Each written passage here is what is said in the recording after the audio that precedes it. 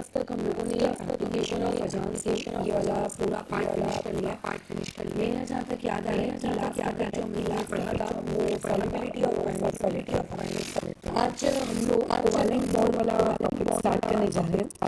अब लेकिन covalent bond मतलब आप लोगों की मेन केमिकल बॉन्डिंग आज से शुरू होगी। तो केमिकल बॉन्डिंग को शुरू करने के लिए कुछ बेसिक चीज़ें आपको पता होनी चाहिए, या फिर जब वो बेसिक चीज़ें आपको पता रहती हैं तभी आप आगे का काम इजीली कर पाते हो, या फिर कह सकते हैं कि कंसेप्ट समझ में आते हैं। तो अभी यहाँ पे पहले तो मैं अपना बिल्कुल भी टाइम ना तुम्हारा और अपना वेस्ट करूँगी कि what do you mean by the term covalent bond. हम उतनी बेसिक जानकारी लेंगे जितनी हम लोगों को नेसेसरी है।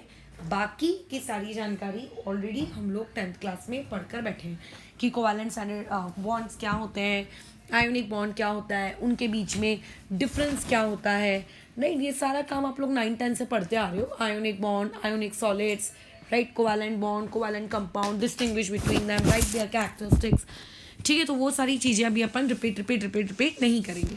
तो अभी एक छोटा सा इंट्रोडक्शन, और ज़्यादा कुछ नहीं, इतना तो हम जानते हैं कि राइट नाउ हम लोगों को 2 ही प्रकार की चीज़ें पढ़नी है। वो है बॉन्ड के बारे में। पहला, आपके पास आयोनिक बॉन्ड होते हैं और दूसरे आप लोगों के पास कोवैलेंट बॉन्ड होते हैं। अब जिसमें से आयोनिक बॉन्ड हम लोग स्टडी कर चुके हैं, अब हमें जो टॉपिक पढ़ना है वो है कोवैलेंट बॉन्ड। तो 10th के हिसाब से क्या क्या जानकारियाँ हमको पहले से कोवैलेंट बॉन्ड के लिए पता है। वो ये पता है कि कोवैलेंट बॉन्ड तब बनता है जब 2 एटम्स के इलेक्ट्रॉन्स आपस में क्या किए जा रहे हैं, शेयर किए जा रहे हैं, या फिर आप कह सकते हो जब 2 इलेक्ट्रॉन्स की क्या की जा रही है, शेयरिंग की जा रही है। तो उस पर्टिकुलर शेयरिंग ऑफ इलेक्ट्रॉन्स की वजह से जो बॉन्ड क्रिएट होता है उसे हम लोग क्या कहते हैं, आपका कोवैलेंट बॉन्ड कहते हैं। जैसे कि एग्जांपल्स के तौर पर आप लोगों के पास हाइड्रोजन गैस होती है। तो हाइड्रोजन गैस बनती कैसे है, क्यों, क्या है उसमें, आपका जो एक हाइड्रोजन एटम होता है उसका कॉन्फ़िगरेशन होता है 1s1। मात्र बेचारे के पास एक ही इलेक्ट्रॉन है, ओनली 1 इलेक्ट्रॉन है उसके पास, बराबर। अब ऐसे केस में जब तुम हाइड्रोजन को बोलोगे कि तुम H के फॉर्म में रहो, वो रहेगा क्या, नहीं रहेगा। वो क्या करता है, एक दूसरा H लेकर आता है जिसके पास अगेन वैसा ही एक इलेक्ट्रॉन हो। दोनों आपस में अपने एक इलेक्ट्रॉन इस तरीके से शेयर करते हैं। ये जो जगह दिख रही है जहाँ पे मैंने ये ओवरलैपिंग क्रिएट की है, ये वो कॉमन एरिया है जहाँ पे दोनों शेयर्ड इलेक्ट्रॉन रहते हैं। यानी कि जैसे अगर 2 घर आजू बाजू में है, तुमने अपनी बाउंड्री वॉल बना ली, तो बाजू वाले को तुम्हारी बाउंड्री वॉल अपनी खुद की बाउंड्री वॉल बनाने की नीड नहीं है, क्योंकि वो कॉमन दीवार हो गई ना, दोनों के घरों के बीच में शेयर हो रही है। तो वैसे ही ये जो आपके 2 गोले हैं, इन 2 गोलों के बीच में जो ये 2 इलेक्ट्रॉन्स हैं, ये 2 गोलों के बीच में जो ये कॉमन एरिया है, ये वो जगह है जहाँ पे आपके शेयर्ड इलेक्ट्रॉन क्या करते हैं, रिसाइड करते हैं। ठीक है, अच्छा, ये सारी जानकारी हम लोगों को आइडिया हो गया है। अब होगा कैसा कि जो शेयर्ड इलेक्ट्रॉन होता है, क्या ये किसी एक का होता है, नहीं, ये जो शेयर्ड इलेक्ट्रॉन होता है वो दोनों ही एटम जो उन्हें शेयर कर रहे हैं, उन शेयर्ड वालों का क्या रहता है, ये अट्रैक्टेड रहता है उन दोनों के न्यूक्लियाई से। मतलब पहले वाले एटम का न्यूक्लियस आपके उन दोनों शेयर्ड इलेक्ट्रॉन्स को अपनी तरफ अट्रैक्ट करेगा, और जो दूसरा एटम है वो भी क्या करेगा, आपके उन शेयर्ड इलेक्ट्रॉन्स को अट्रैक्ट करेगा। इस तरीके से आपका कोवैलेंट बॉन्ड बनता है और उनकी वजह से कोवैलेंट कंपाउंड्स बनते हैं। लेकिन अभी जैसे मान लेते हैं आपके पास कोई दूसरी स्पीशीज़ है, just imagine you have chlorine Cl2, या फिर कोई दूसरी हैलोजन, तो या फिर फ्लोरीन ले लेते हैं क्योंकि उसका कॉन्फ़िगरेशन लिखने में छोटा पड़ेगा, 1s2 2s2 2p5। अब यहाँ पे आपको जो इतने सारे इलेक्ट्रॉन्स दिख रहे हैं, इनमें से क्या सारे इलेक्ट्रॉन्स बॉन्ड फॉर्मेशन के लिए F और F, मतलब ये जो मैंने एक कॉन्फ़िगरेशन लिखा है F2 का तो नहीं लिखा है, ऑब्वियसली मैंने यहाँ पे F का लिखा है। तो ऑब्वियसली बॉन्ड फॉर्मेशन के लिए क्या ये पूरे के पूरे 9 इलेक्ट्रॉन्स पार्टिसिपेट करेंगे, क्या, नहीं। बॉन्ड फॉर्मेशन में पूरे के पूरे 9 इलेक्ट्रॉन्स पार्टिसिपेट नहीं करते। तो फिर बॉन्ड फॉर्मेशन, या फिर जब आप ये कह सकते हो कोवैलेंट बॉन्ड को बनाने के लिए जब इलेक्ट्रॉन शेयर किया जाता है तो कौन से इलेक्ट्रॉन शेयर किए जाते हैं। तो यानी कि कोवैलेंट बॉन्डिंग जब 2 एटम्स के बीच में हो रही है, या फिर आप ये कहो कि जब कोवैलेंट बॉन्ड का फॉर्मेशन हो रहा है किसके इसमें, बिटवीन एटम्स में, तो होता क्या है कि कोवैलेंट बॉन्ड का फॉर्मेशन जब बिटवीन एटम्स होने लगता है तो ऐसे केस में आपके उन एटम्स के सिर्फ और सिर्फ वैलेंस इलेक्ट्रॉन्स ही शेयर्ड हो सकते हैं। अब वैलेंस इलेक्ट्रॉन्स क्या होते हैं, ये प्रवचन एक छोटा सा ऑफ द टॉपिक हम लोग घुस जाते हैं और घुसने के बाद वैलेंस इलेक्ट्रॉन होते क्या है वो समझ लेते हैं। तो ये वैसे चीज़ ऑलरेडी मेरे हिसाब से मैं एटॉमिक स्ट्रक्चर के आखिरी की वीडियो में बताई हूँ, बट फिर भी एक बार रिवाइज कर लेते हैं।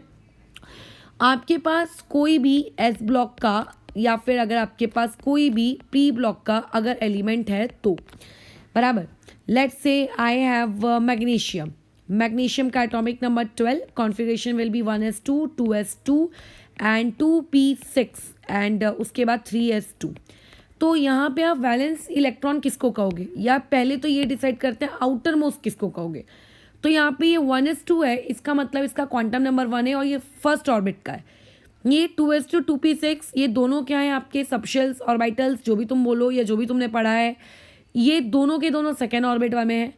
अब ये 3s2 और आगे क्या और ऑर्बिट्स होंगे, ऑब्वियसली ऑर्बिट्स होंगे बट दे आर एम्प्टी।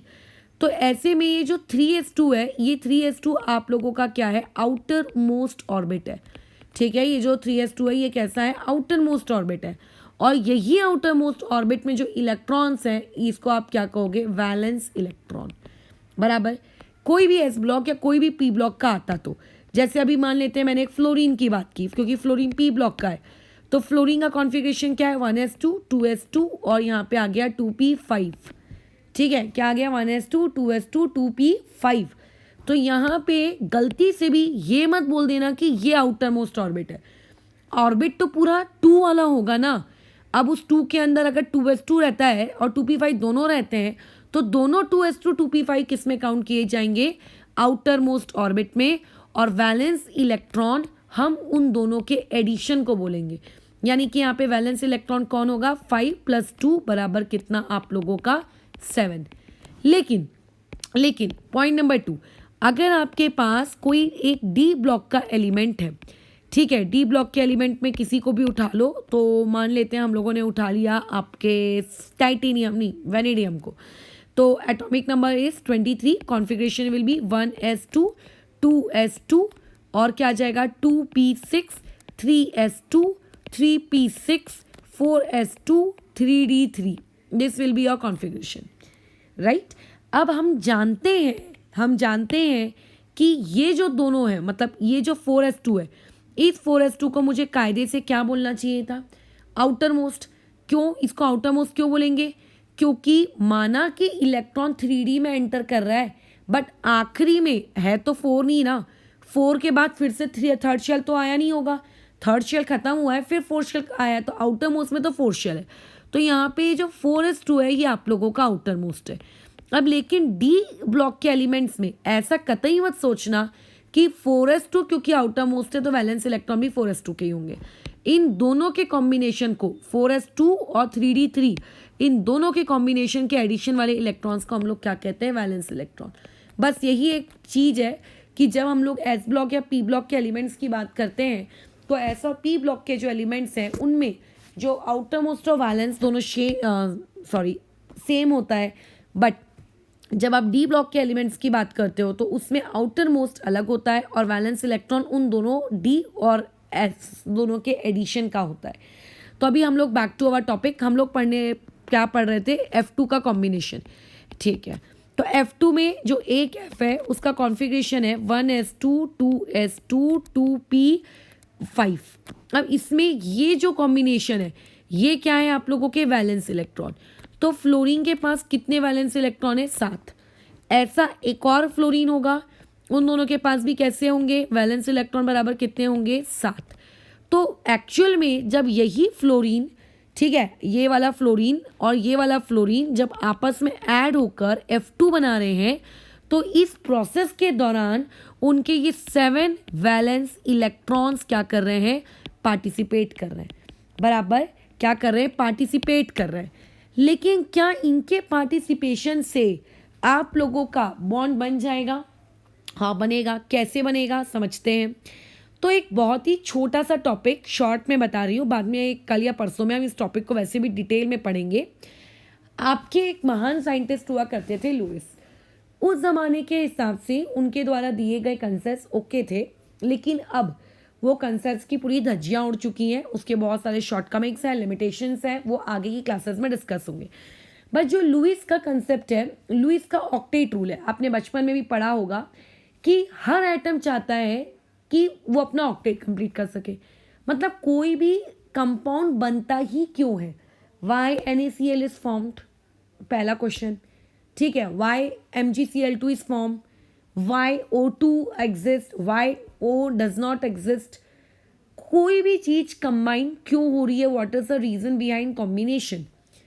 क्योंकि लुइस ने ऐसा देखा, ऐसा पाया उस ज़माने में। ठीक है, आज से काफ़ी सालों पहले की बात है, ईयर्स वगैरह हमारे याद करके कोई काम के नहीं है।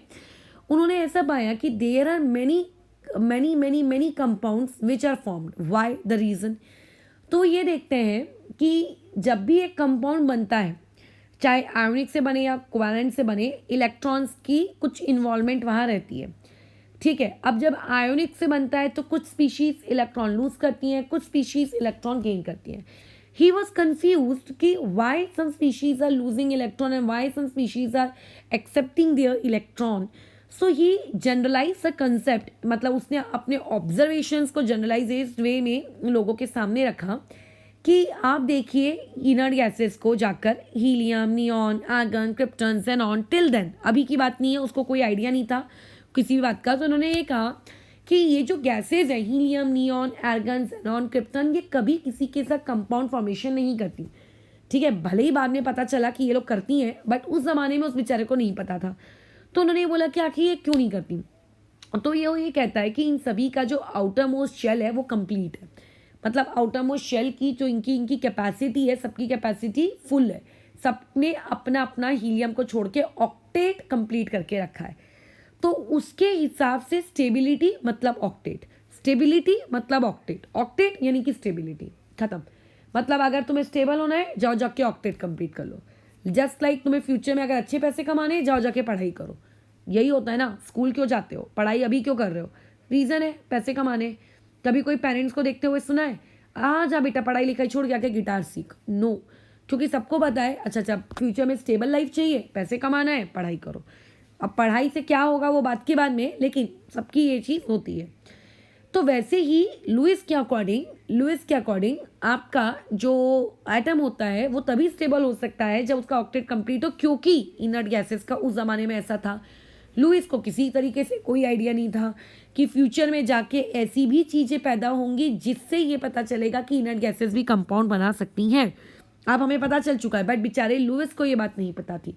सो उन्होंने कंसेप्ट दिया कि stability is equivalent to octet, octet is equivalent to stability. तो उन्होंने ये कहा कि अगर तुम्हारे पास एक सोडियम मेटल का टुकड़ा है तुम्हारे हाथों में, तुम्हारे आसपास, तो वो सोडियम कभी भी अपना इलेक्ट्रॉन लूज नहीं करेगा। अगर तुम्हारे पास एक कंटेनर में क्लोरीन गैस भरी है, कभी भी क्लोरीन गैस अपने आप आपस में इलेक्ट्रॉन गेन नहीं करेगी। But when you mix them, तो सोडियम क्या करेगा, पटाख से अपना एक इलेक्ट्रॉन लूज कर देगा और उसका कॉन्फ़िगरेशन 2,8,1 से 2,8 हो जाएगा। और उसके एक इलेक्ट्रॉन को एक्सेप्ट करने के लिए क्लोरीन है, क्लोरीन उस एक इलेक्ट्रॉन को एक्सेप्ट करके 2,8,7 से 2,8,8 हो जाएगा। तो तुम ये देखो, सोडियम ने एक इलेक्ट्रॉन लूज किया, 2,8 हुआ। आखिरी में कितने इलेक्ट्रॉन? 8। क्लोरीन ने एक इलेक्ट्रॉन गेन किया, 2,8,8 हुआ। आखिरी में कितने इलेक्ट्रॉन? 8। तो इस तरीके से जब स्पीशीज इलेक्ट्रॉन्स का आदान प्रदान करती हैं, ठीक है, लेती हैं, देती हैं, तो वो इनडायरेक्टली अपना ऑक्टेट कंप्लीट करती हैं। एंड लुइस के according, oh you are completing your octet, it means you are stable, good good good. But what about non metals? Non metals आपके पास दो हैं, like you have O2, like you have F2, N2, H2। ये तो electron सिर्फ और सिर्फ accept कर सकते हैं।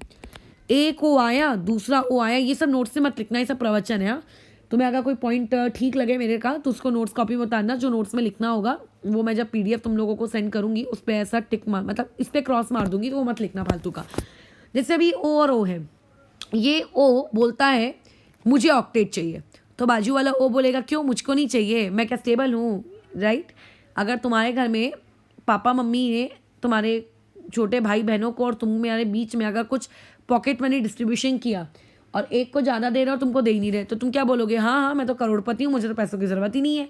ऐसा तो नहीं है ना, दोनों में बंटना चाहिए।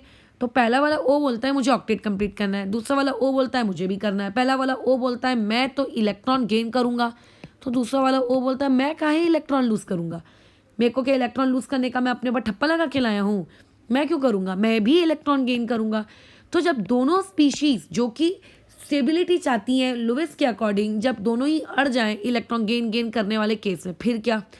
तो ऐसे में समस्या का समाधान निकाला गया, अरे रुको झगड़ा ना करो, आप लोग इलेक्ट्रॉन कोई गेन मत करो, कोई लूज मत करो, आपस में इलेक्ट्रॉन शेयर करो। ठीक है, आपस में इलेक्ट्रॉन क्या करो, शेयर करो। और जब तुम लोग आपस में इलेक्ट्रॉन शेयर करोगे तो जो शेयर्ड इलेक्ट्रॉन होंगे, ठीक है, शेयर्ड इलेक्ट्रॉन जो होंगे वो इस ओ का भी होगा, तेरे इस ओ का भी होगा, यहाँ पे दोनों शेयर्ड इलेक्ट्रॉन को रखेंगे और यहाँ वाला न्यूक्लियस भी उन शेयर्ड इलेक्ट्रॉन पे फोर्स ऑफ अट्रैक्शन लगाएगा, यहाँ वाला न्यूक्लियस भी इन शेयर्ड इलेक्ट्रॉन पे फोर्स ऑफ अट्रैक्शन लगाएगा, और इसकी वजह से क्या तैयार हो जाएगा, केमिकल बॉन्ड। बराबर, इसकी वजह से क्या तैयार हो जाएगा, केमिकल बॉन्ड। तो फ्लोरीन बोलता है कि मेरे पास तो पहले से आखिरी के आउटर मोस्ट शेल में आपके मेरे पास कितने 7 इलेक्ट्रॉन है, मेरे को तो स्टेबिलिटी के लिए मात्र 1 इलेक्ट्रॉन की ज़रूरत है। तो बाजू वाला फ्लोरीन बोलता है मुझे भी मात्र 1 इलेक्ट्रॉन की ही ज़रूरत है। अब ये क्या 1 इलेक्ट्रॉन बाहर से अंदर आने वाला है, क्या ये 1 इलेक्ट्रॉन बाहर से अंदर आने वाला है, नो, कोई न्यू इलेक्ट्रॉन कोवैलेंट बॉन्ड में नहीं आता। ठीक है, नो न्यू इलेक्ट्रॉन कम्स या एंटर। ठीक है, जब भी कोवैलेंट बॉन्ड का फॉर्मेशन होता है कभी भी कोई नया इलेक्ट्रॉन नहीं आता। कैसे, अब देखो, ये फ्लोरीन बोलता है मुझे 1 इलेक्ट्रॉन की नीड है, बाजू वाला फ्लोरीन बोलता है मुझे भी 1 इलेक्ट्रॉन की नीड है। तो दोनों अपने इस आउटर मोस्ट इलेक्ट्रॉन में से 7 में से एक एक इलेक्ट्रॉन शेयरिंग के लिए ले आते हैं। ठीक है, यानी कि जो कॉमन एरिया रहेगा, ये जो एटम का कॉमन एरिया रहेगा, मैं पूरा एटम एक गोल होता है, उसके अंदर एक और ऑर्बिट होगा, उसके अंदर न्यूक्लियस होगा, अपन वैसा नहीं बना रहे, अपन क्या बना रहे, सिर्फ कॉमन एरिया बना रहे। तो ये जो कॉमन एरिया होगा, इस कॉमन एरिया में पहले वाले फ्लोरीन ने अपना 1 इलेक्ट्रॉन रखा होगा, और इसी कॉमन एरिया में पहले वाले फ्लोरीन ने भी कितने इलेक्ट्रॉन रखेंगे, दूसरे वाले ने भी 1 इलेक्ट्रॉन रखा होगा। सो दीज इलेक्ट्रॉन एक एक दोनों ने शेयर किए। तो देखो, ये मान लेते हैं अपना न्यूक्लियस है, ये मान लेते हैं आप लोगों का ऑर्बिट नंबर 1 है, तो ऑर्बिट नंबर 1 में कितने इलेक्ट्रॉन, 2 इलेक्ट्रॉन, और डेफिनेटली ये तो आपका ऑर्बिट नंबर 2 है, ये ऑर्बिट नंबर क्या है, 2 है। तो इस ऑर्बिट नंबर 2 में कितने इलेक्ट्रॉन होने चाहिए थे, 7, 2,7। तो इस ऑर्बिट में अभी कितने इलेक्ट्रॉन होंगे, ये लो 6 इलेक्ट्रॉन्स होंगे। बाकी का वो जो 7वां इलेक्ट्रॉन है वो कहाँ गया, वो 7वां इलेक्ट्रॉन कहाँ चला गया, इस शेयर्ड एरिया में चला गया। और वैसे ही सेम यही हरकत बाजू वाले ने भी की, उसके पास भी न्यूक्लियस होगा, उसके पास भी एक ऑर्बिट नंबर 1 होगा, ऑर्बिट नंबर 1 में 2 इलेक्ट्रॉन्स होंगे, और बाकी के 6 इलेक्ट्रॉन्स उसने यहाँ रख दिए। मैंने तो ऐसा क्लोज बनाया है, ऑब्वियसली इलेक्ट्रॉन इतने क्लोज नहीं होते, इक्वली प्लेस्ड होते हैं पूरे आपके ऑर्बिट में, मैंने सिर्फ दिखाने के लिए उनको क्लोज बना दिया है। और 7वां इलेक्ट्रॉन कहाँ गया, शेयर्ड एरिया में। तो शेयर्ड एरिया में जाने से क्या हुआ, शेयर्ड एरिया में जाने से ये हुआ कि अगर मैं इतने पार्ट को मैं छुपा दूँ, 1 मिनट, हाँ, अगर मैं इतने पार्ट को छुपा दूँ, ये इतना पार्ट अगर मैं छुपा दूँ, हाइड कर दूँ, तो ये वाला जो आपका सेकेंड एटम है, 2 इलेक्ट्रॉन अंदर, 6 इलेक्ट्रॉन उसके बाहर, एक उसने अपना अंदर मतलब अंदर शेयर करवा दिया है, और एक 8वां जो शेयर्ड एरिया में है वो भी उसकी विसिनिटी में आ चुका है। यानी कि जो शेयर्ड इलेक्ट्रॉन है ये काउंट किया जाएगा एटम नंबर 2 के इलेक्ट्रॉन्स में ही। और वैसे ही जो एटम नंबर 1 है उसके पास तो अपने 7 इलेक्ट्रॉन थे ही, 2 दिख रहे हैं, 6 दिख रहे हैं, 7वां अंदर गया है, और 8वां जो बाजू वाले ने शेयर किया है वो भी इस केस में ही गिना जाएगा। तो इस तरीके से इलेक्ट्रॉन्स की शेयरिंग होती है और कोवैलेंट बॉन्ड बनता है। बराबर, ये इस तरीके से अपना काम अपना चला। तो इन लोगों ने इलेक्ट्रॉन की शेयरिंग कर करके क्या हो रहे थे, ये लोग अपना बड़े मज़े से अपने स्टेबिलिटी पा रहे थे और कंपाउंड्स बना रहे थे। लेकिन आगे लगा लुइस को एक झटका। किस प्रकार का झटका, कुछ कंपाउंड्स उसके पास ऐसे आए, देखो इस हालत में पहुँचे, लेट्स से ये पहुँच गया BF3। अब बताओ क्या इसका ऑक्टेट कंप्लीट है, नहीं, क्यों, अच्छा कई लोगों को डाउट आएगा कि नहीं कैसे, आपको कैसे पता इसका डाउट ऑक्टेट कंप्लीट नहीं है। तो देखो तुमको वैसे लुईस डॉट स्ट्रक्चर छोटे स्टैंडर्ड में पढ़ाए हैं, बताया है गया है वो। बीच में बोरॉन होता है, ऊपर में फ्लोरीन है, इधर में एक फ्लोरीन है, इधर में एक फ्लोरीन है। ऐसे ही बनाओगे ना लुईस डॉट स्ट्रक्चर। नहीं भी आता है तो आगे के वीडियोस के लिए वेट करो, तब सीख जाना, तब बना लेना। अभी एक बॉन्ड में कितने इलेक्ट्रॉन शेयर होते हैं? एक बॉन्ड में 2 इलेक्ट्रॉन शेयर होते हैं, ठीक है। तो यहाँ पे ये एक बॉन्ड है मतलब 2 इलेक्ट्रॉन, यहाँ पे एक बॉन्ड है मतलब 2 इलेक्ट्रॉन, यहाँ पे एक बॉन्ड है यानी कि 2 इलेक्ट्रॉन। तो ओवरऑल बोरॉन ने कितना, बोरॉन क्योंकि तीनों फ्लोरीन से अटैच है, तो ओवरऑल बोरॉन ने कितने इलेक्ट्रॉन शेयर किए? बोरॉन ने टोटल 6 इलेक्ट्रॉन को शेयर किया। बात तो ऑक्टेट की थी, ये तो सेक्सटेट हो गया है, ठीक है। 6 इलेक्ट्रॉन मतलब सेक्सटेट, ये तो ऑक्टेट से भी कम है, तो ये अनस्टेबल होना चाहिए, बट ये तो अस्टेबल निकला। तो इसका मतलब there are few questions which are not obeying the octet law, they are incomplete. But ऐसे भी कुछ केसेस थे लाइक PCl5, ठीक है। PCl5 में फॉस्फोरस बीच में और आजू बाजू में कितने क्लोरीन? 5। तो यानी कि बीच वाले फॉस्फोरस ने कितने क्लोरीन के साथ कितने बॉन्ड बनाए? 5 बॉन्ड बनाए। 5 bond is equivalent to how many electron? 10 electron. Octet में तो 8 होने चाहिए, यहाँ तो 10 है। यहाँ पे भी देखो ऑक्टेट रूल फॉलो नहीं हो रहा।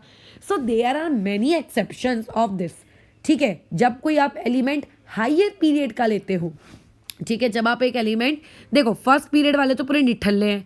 हाइड्रोजन और हीलियम का तुम क्या करोगे बताओ? हीलियम ऑलरेडी इनर्ट गैस है, डुप्लेट वाली। हाइड्रोजन के पास मात्र 1 इलेक्ट्रॉन है। तो फर्स्ट पीरियड वाले तो एकदम ही फालतू लोग हैं, उनके बारे में तो सोचना भी मत। सॉरी। अब आ जाते हैं हम लोग सेकेंड पीरियड वालों में।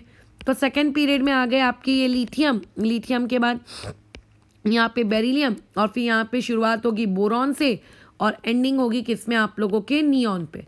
तो ये जो सेकेंड पीरियड में बोरॉन 2 फ्लोरीन वाले लोग हैं, आप इन बोरॉन 2 फ्लोरीन वाले लोगों को छोड़ दो। अब आ जाओ थर्ड पीरियड में। थर्ड पीरियड में आप बोरॉन के नीचे में आ जाओ, कौन आ जाता है बोरॉन के नीचे में? एल्यूमिनियम। एल्यूमिनियम से आ जाओ आप कहाँ तक? क्लोरीन तक। तो ये थर्ड पीरियड के बाजू में आया, फिर आगे जितने भी एलिमेंट्स आ रहे थे, ये एलिमेंट्स यहाँ से ऑक्टेट रूल को ओबे करना मना कर रहे थे। यानी कि आफ्टर थर्ड पीरियड, इसको लिख लेना इंग्लिश भाषा में, मैं नहीं लिख के दे रही हूँ, ठीक है। द ऑक्टेट रूल, चलो लिख ही देते हैं, ठीक है। जो आपका ऑक्टेट रूल है, वो ऑक्टेट रूल सिर्फ और सिर्फ वर्क करता है, लेकिन वर्क करने का ये मतलब नहीं होता है कि 100% वर्क करेगा। 2-4 एक्सेप्शन हो सकते हैं, 99% वर्क करेगा, 1% देयर में भी एन एक्सेप्शन, ठीक है। तो मैक्सिमम वो किसके लिए वर्क करता है? सेकेंड पीरियड के लिए। सेकेंड पीरियड के जितने भी एलिमेंट होते हैं वो सब ऑक्टेट रूल को फॉलो करते हैं, ठीक है। अच्छा, लेकिन अब ऐसे केस में, बट अब जैसे ही आप क्या जाते हो, आप सेकेंड पीरियड से हायर में जाते हो, तो ऐसे में ऑक्टेट रूल फॉलो करना वो बंद कर देता है, ठीक है। Elements of higher period than second, ठीक है। आपके सेकेंड पीरियड से जो हायर पीरियड में एलिमेंट होंगे, वो लोग क्या कर देते हैं? ऑक्टेट रूल को फॉलो करने से मना कर देते हैं। क्यों हुआ? That will discuss later. लेकिन अभी हमारा कंसेप्ट क्या है कि ऑक्टेट रूल फॉलो नहीं होता है, बात खत्म, ठीक है। ओके, नहीं बनता है, नहीं बनता है, कोई दिक्कत नहीं है। लेकिन हमें जो आज टॉपिक पढ़ना है वो पढ़ना था कोवैलेंसी। बट कोवैलेंसी इस टॉपिक को पढ़ने से पहले 2-4 थोड़ी चीज़ें और बातचीत कर लेते हैं। कोवैलेंट बॉन्ड आयोनिक बॉन्ड के कंपेयर में उतना स्ट्रॉन्ग बॉन्ड नहीं होता। So therefore melting point, boiling point के टर्म्स में आयनिक के कंपेयर में कोवैलेंट कंपाउंड जो होते हैं वो आप लोगों के थोड़े से कमज़ोर होते हैं, इसीलिए इनका जो बॉइलिंग और मेल्टिंग पॉइंट है वो भी कैसा रहेगा? कम रहेगा।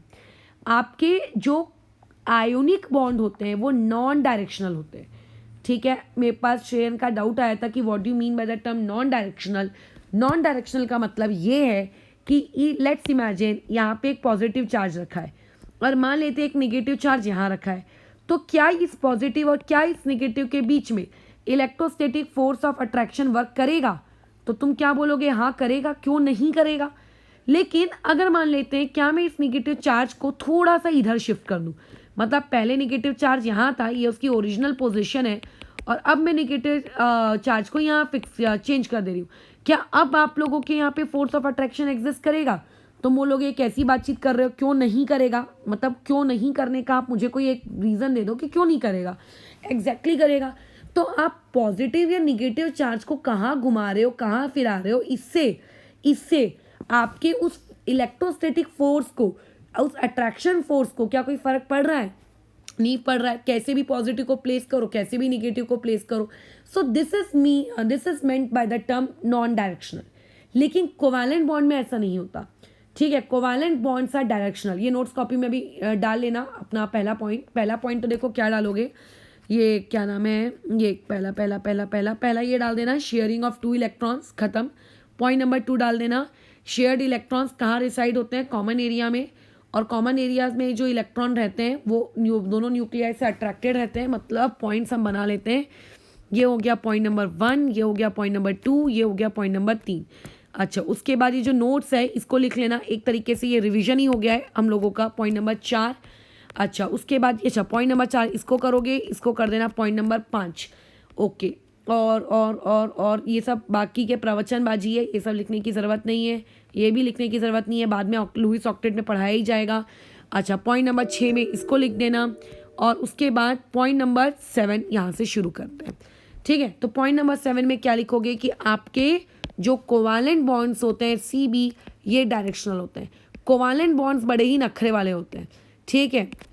कैसे? अगर मान लेते हैं यहाँ पे कोई एक एटम है, अब उसको अगर इस तरफ से इतने डिग्री पर 109.28 डिग्री पर ही अगर इलेक्ट्रॉन शेयर करना है किसी दूसरे वाले के साथ, तो वो उतने ही डिग्री पे करेगा। अगर आपने डिग्री चेंज कर दी तो नहीं होगा, बराबर। उनकी एक फिक्स पैटर्न होता है, उसी तरीके से वो अगर शेयर करना है तो उसी तरीके से शेयर करेंगे। अगर आप उसमें कुछ भी चेंज ला दो तो वो फिर इलेक्ट्रॉन की शेयरिंग वहाँ पर प्रॉपर तरीके से नहीं होती है, ठीक है। आगे आप लोग ये देखोगे कि मतलब कैसे नहीं हो रही, क्यों नहीं हो रही, वो शेयर करने से मना कर देते हैं। मतलब हर केस में वो अपनी शेयरिंग अलाउ करेंगे, ऐसा नहीं होता, ठीक है, ऐसा नहीं होता। सो देयरफॉर कोवैलेंट बॉन्ड आप लोगों के कैसे होते हैं? डायरेक्शनल होते हैं नेचर में, ठीक है। कोवैलेंट बॉन्ड कैसे होते हैं? डायरेक्शनल नेचर में होते हैं।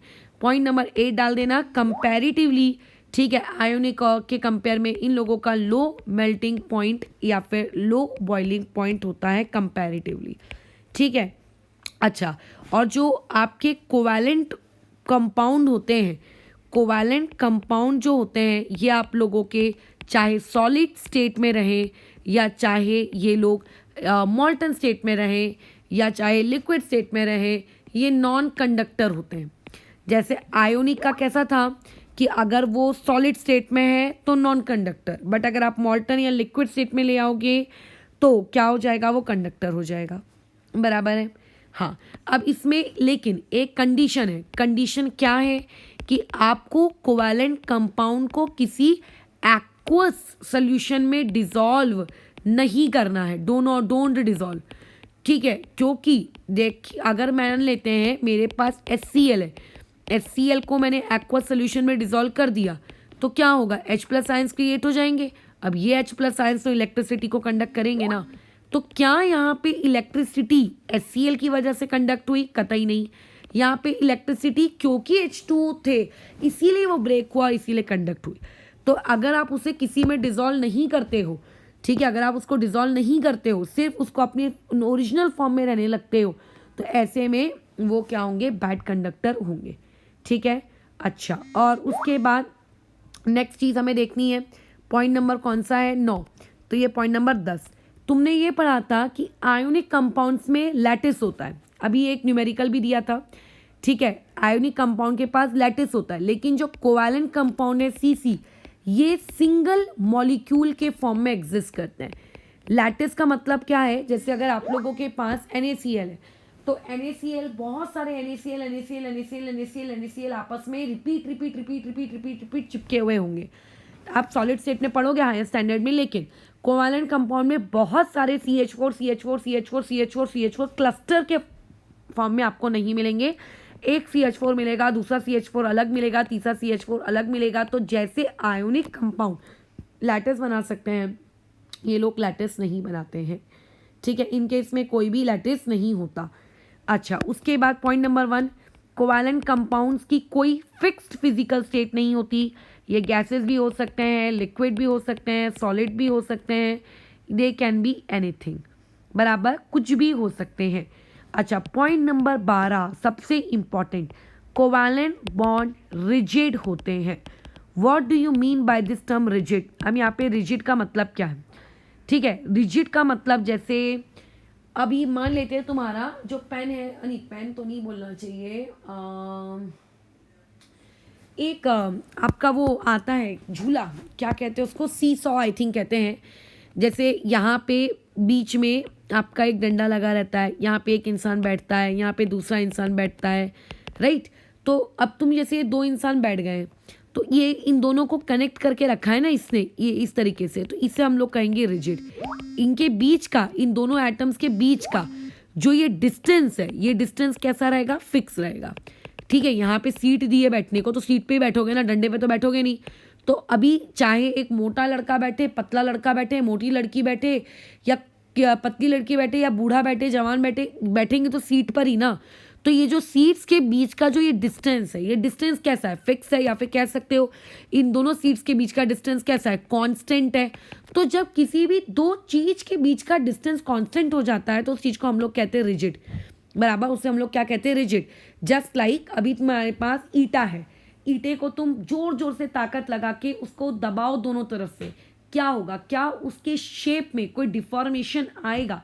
आई am not at all talking about hammering, hammering तो उसको ब्रेक ही कर देगा, बट क्या उसकी शेप में कोई डिफॉर्मेशन आएगा? कोई डिफॉर्मेशन नहीं आएगा।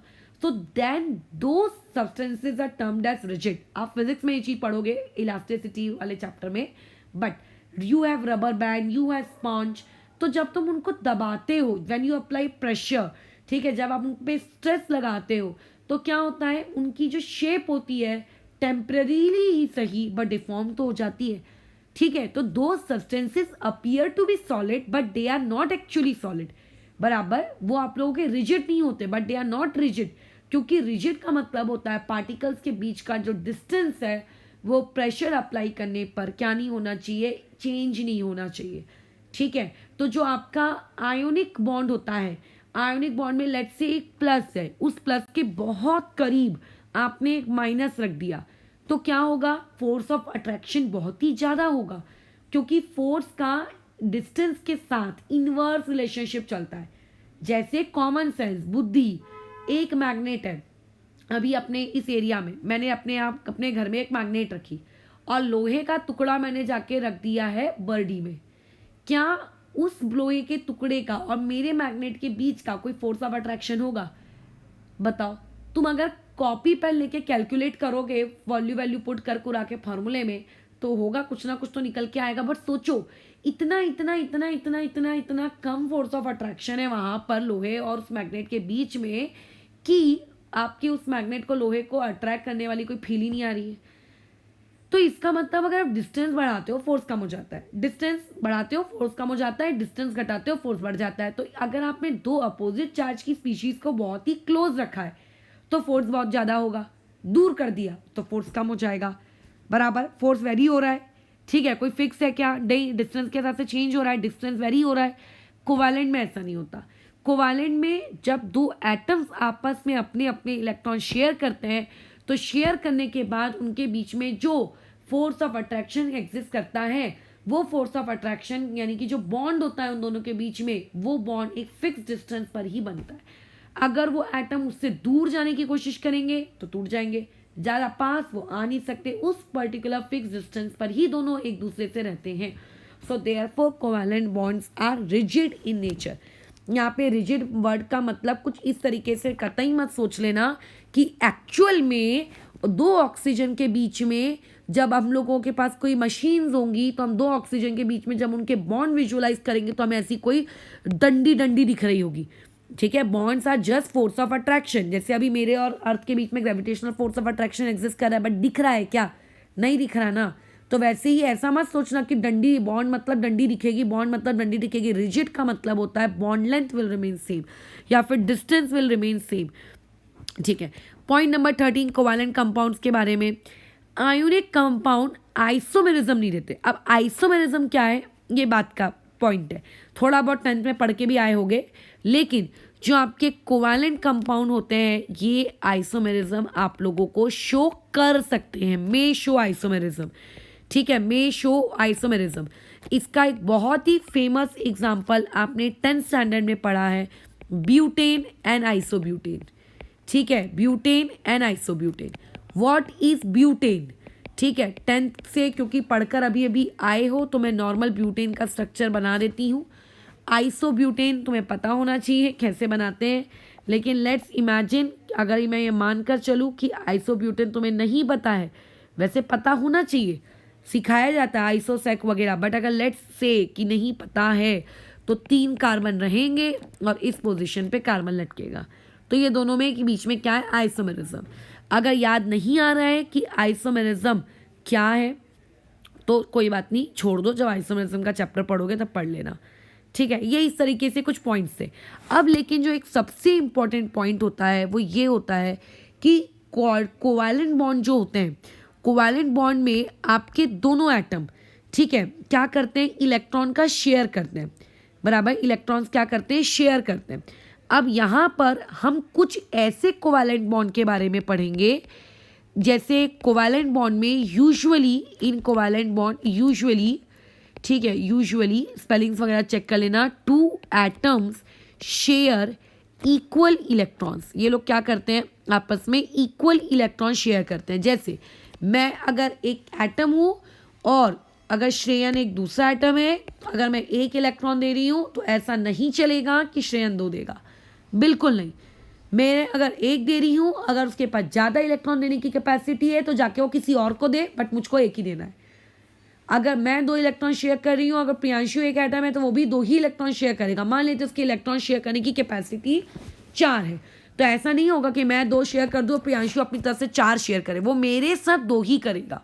उसको और 2 बचे हुए इलेक्ट्रॉन भी अगर शेयर करने का शौक है तो किसी दूसरे एटम के साथ जाके फिर वो शेयर करे। यूजुअली कोवैलेंट बॉन्ड में जो 2 एटम शेयर होते हैं वो दोनों एटम्स कैसे होते हैं? आप लोगों के इक्वली शेयर होते हैं। लेकिन अब होता कैसा है, कई बार आप लोगों के पास एक ऐसी सिचुएशन आ जाती है कि आपका जो एटम नंबर ए है, एटम नंबर ए के पास मान लेते हैं इलेक्ट्रॉन्स है शेयरिंग के लिए, ठीक है, electrons are available for sharing. लेकिन जो आपकी दूसरी स्पीशीज है, let's say atom number B, उसके पास किसी भी प्रकार से कोई इलेक्ट्रॉन्स नहीं है, किसके लिए? शेयरिंग के लिए। तो कायदे से क्या यहाँ पे आयोनिक बॉन्ड बनना चाहिए? नहीं, मतलब कोई कहेगा कि इलेक्ट्रॉन लूज कर दो, तो इसने ए ने बोला देख भाई मैं अपने इलेक्ट्रॉन लूज नहीं करूँगा, मैं शेयर के लिए हूँ, क्योंकि लूज करने पे मेरा कोई ऑक्टेट कंप्लीट नहीं हो रहा है, तो अगर ऑक्टेट कंप्लीट नहीं हो रहा है तो मैं ज़बरदस्ती इलेक्ट्रॉन क्यों लूज करूँ? तो आयोनिक बॉन्ड बनने की पॉसिबिलिटी तो गई। अब जो आप लोगों का एटम नंबर बी है, एटम नंबर बी बोलता है कि देखो मेरे पास तो इलेक्ट्रॉन है ही नहीं, तो मैं शेयरिंग कैसे करूँगा? तो इन दोनों के बीच में कायदे से कोवैलेंट बॉन्ड भी नहीं बनना चाहिए। बट यहाँ पे अब एक अनयूजुअल उन लोग बिहेवियर शो करते हैं। एटम बोलता है कि देख, ए बोलता है कि देख चल कोई बात नहीं, तेरे पास नहीं है इलेक्ट्रॉन शेयर करने के लिए, कोई दिक्कत नहीं है, मैं दोनों इलेक्ट्रॉन्स में ही शेयर कर दूंगा। मतलब बी कोई शेयरिंग नहीं करता और ए पूरी शेयरिंग करता है। मतलब एक बॉन्ड बनाने के लिए यदि 2 इलेक्ट्रॉन चाहिए थे तो नॉर्मल कोवैलेंट बॉन्ड में ए 1 देता, बी 1 देता, बट यहाँ पर अब क्या होने लगेगा? यहाँ पर ए आपका क्या करेगा? 2 इलेक्ट्रॉन देगा और जो बी है वो कितने इलेक्ट्रॉन शेयर करेगा? 0 इलेक्ट्रॉन शेयर करेगा। तो जब इस तरीके की बॉन्डिंग होती है कि एक स्पीशीज इलेक्ट्रॉन दे रही है जितनी भी शेयरिंग के लिए है और दूसरी स्पीशीज भी कोई भी इलेक्ट्रॉन नहीं दे रही है, तो इस प्रकार के बॉन्ड्स को हमने कौन सा बॉन्ड कहते हैं? ऑर्डिनेट बॉन्ड कहते हैं या फिर डेटिव बॉन्ड कहते हैं। दोनों एक प्रकार से देखा जाए तो कोवैलेंट बॉन्ड के ही प्रकार हैं, क्योंकि कोवैलेंट बॉन्ड में भी शेयरिंग होती है। हाँ, बट दोनों में कैसी होती है? इक्वल होती है, बट शेयरिंग तो होती है ना। Sharing is equal to covalent bond. Either sharing can be equal or sharing can be unequal. If sharing is unequal, then we will take that particular term dative bond और coordinate bond. और coordinate bond को हम इस तरीके से normal तरीके से represent नहीं करते। जैसे मान लेते एक स्पीशीज ए है, ये इलेक्ट्रॉन डोनर है, इसने इलेक्ट्रॉन डोनेट किया किसको, बी को, ये इलेक्ट्रॉन एक्सेप्टर है। तो जब आपकी स्पीशीज ए बी को इलेक्ट्रॉन देगी तो जो कंपाउंड बनेगा उस कंपाउंड का जो सिंबल होगा वो ऐसा कुछ होगा, ये बीच में एक एरो रहेगी। ये एरो किस चीज को रिप्रेजेंट करती है कि वहां पे कोऑर्डिनेट बॉन्ड है। अगर ये नॉर्मल कोवैलेंट बॉन्ड होता जिसमें ए एक इलेक्ट्रॉन डोनेट कर रहा है या फिर क्या शेयर कर रहा है और बी आपका वो भी एक इलेक्ट्रॉन शेयर कर रहा है, तब यहाँ पे जो रिप्रेजेंटेशन होता वो ऐसा होता। तो एरो कब लगाना है कब नहीं लगाना है ये क्लियर हो गया होगा। बाद में अलग से कोऑर्डिनेट बॉन्ड के ऊपर एक शॉर्ट सा वीडियो बना दिया जाएगा एग्जांपल्स के साथ, जब तुम लुईस डॉट स्ट्रक्चर बनाना सीख जाओगे आखिरी में ऑलमोस्ट चैप्टर के। और कोऑर्डिनेट बॉन्ड का एक अलग से 12th स्टैंडर्ड में कोऑर्डिनेट कंपाउंड का एक चैप्टर है। अभी क्योंकि मेरे को कोवैलेंट बॉन्ड्स का एक इंट्रोडक्शन देना था, सो देयरफॉर मैंने यहाँ पे दे दिया। अब मुझे जो चीज़ समझानी है जिसके लिए आज ये क्लास रखी गई है वो है कोवैलेंसी।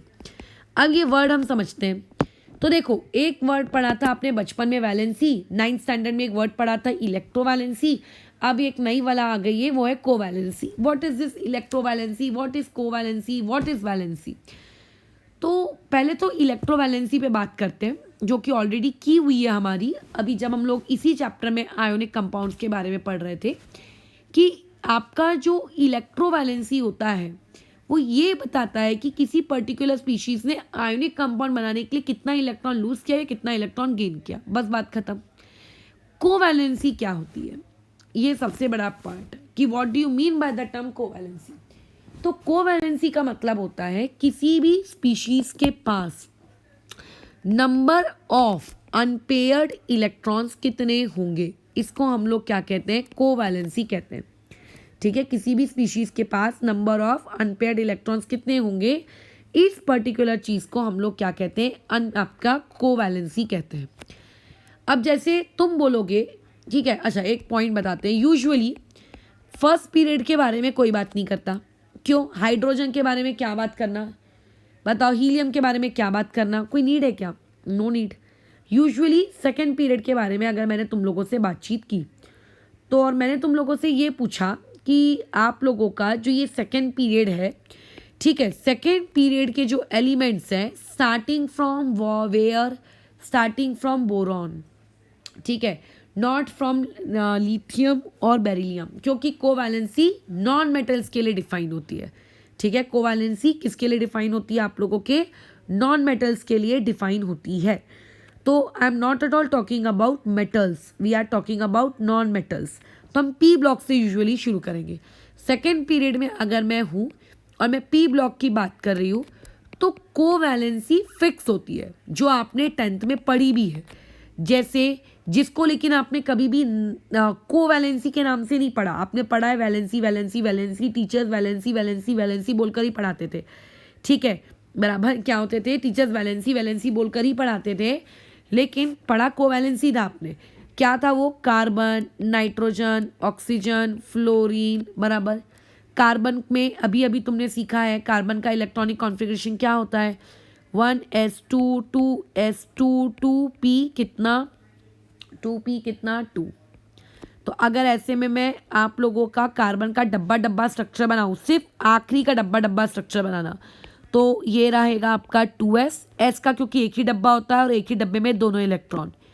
पी में कितने डब्बे होते हैं, पी में टोटल 3 डब्बे होते हैं और P2 बोल रहा है, मतलब दोनों डब्बों में एक एक इलेक्ट्रॉन। तो देखो यहाँ पे कितना दिखा आपको, यहाँ पे क्या दिखा आपको, 2 अनपेयर्ड इलेक्ट्रॉन दिखे।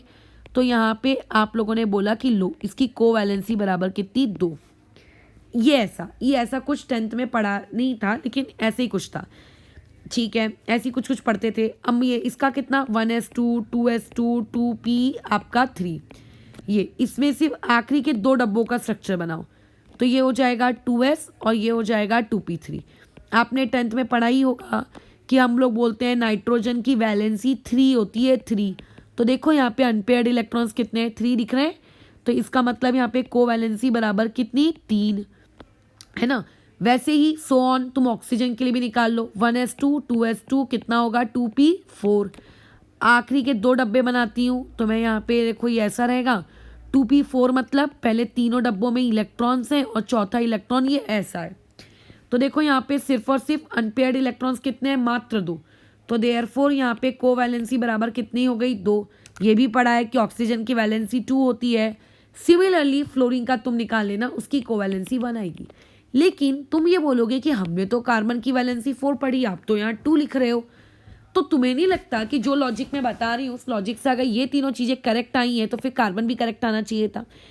इसका मतलब covalency other than unpaired electrons भी कुछ है, कुछ होता है, कुछ चेंज होता है वहाँ पर, राइट। तो अब हम लोगों को कोवैलेंसी पढ़ने से पहले कुछ रूल्स पढ़ने हैं। रूल नंबर 1, आपको एक्साइटेशन नामक एक बला के बारे में पता होना चाहिए। देखो एक्साइटेशन, या फिर मैं सिंपल भाषा में उसको कहूँ एक्साइटेड स्टेट के बारे में आपको पता होना चाहिए। कई लोगों का इसमें अभी कहना होगा अरे इसमें हमें क्या है, हमें तो पता है एक्साइटेड स्टेट्स क्या होती है। अगर तुम में से भी कोई 12th वाला देख रहा है तो वो बोलेगा हाँ मुझे भी पता है कोवैलेंसी, क्योंकि 12th वालों को भी टॉपिक पढ़ाया जाता है, तो वो भी बोलेगा एक्साइटेड स्टेट पता होता है। But what do you really mean by the term excited state? जो कॉन्फ़िगरेशन, ठीक है, जो कॉन्फ़िगरेशन आप क्या कहते हैं, जो कॉन्फ़िगरेशन आप नॉर्मली लिखते हो, आप नॉर्मली लिखते हो, दैट इज नोन एज, लिखते हो बाय फॉलोइंग, बाय फॉलोइंग आपका कौन सा, अच्छा, बाय फॉलोइंग विच रूल्स, हंस रूल, ठीक है, by following polish exclusion rule, और कौन सा था एक और, Aufbau rule, etcetera etcetera, right. ये सारे रूल्स को फॉलो करते हुए जब आप कोई इलेक्ट्रॉनिक कॉन्फ़िगरेशन लिखते हो देन वो वाला इलेक्ट्रॉनिक कॉन्फ़िगरेशन कहलाता है ग्राउंड स्टेट इलेक्ट्रॉनिक कॉन्फ़िगरेशन। क्या कहलाता है वो? Ground state electronic configuration. एक एक प्रवचन ध्यान से सुनना, इन छोटे छोटे प्रवचन में से ही मेंस में इतने सारे सवाल क्रिएट हो सकते हैं, इवन एडवांस में भी क्रिएट हो सकते हैं। जो ऐसा लगेगा अरे तो पढ़ाया नहीं और सब पढ़ाया हुआ रहता है। लेकिन अगर इफ़ यू वायलेट, अगर तुमने क्या कर दिया, आपके रूल्स को वायलेट कर दिया। कौन से रूल्स वायलेट कर दिए? हंस रूल वायलेट कर दिया, पॉलीस एक्सक्लूशन प्रिंसिपल वायलेट कर दिया, एफबाउ रूल्स वायलेट कर दिया। तो वायलेट, जो भी आप प्रोनाउंस करो, वायलेट करने के बाद ठीक है, जो कॉन्फ़िगरेशन ऑब्टेन होगा, ठीक है, वो कॉन्फ़िगरेशन कहलाएगा एक्साइटेड। ठीक है, जो कॉन्फ़िगरेशन ऑब्टेन होगा वो कहलाएगा एक्साइटेड। तो ये हुआ एक्साइटेड कॉन्फ़िगरेशन की एक परिभाषा, डेफिनेशन नंबर 1। मतलब एक स्टूडेंट किसी भी, या एक टीचर किसी दूसरे इंसान को एक्साइटेड स्टेट का मतलब ये भी बता सकता है कि अगर आपने हंस रूल को, एफबाउ रूल को फॉलो नहीं किया तो वो जो पर्टिकुलर कॉन्फ़िगरेशन आपको मिलेगा वो पर्टिकुलर कॉन्फ़िगरेशन क्या कहलाएगा?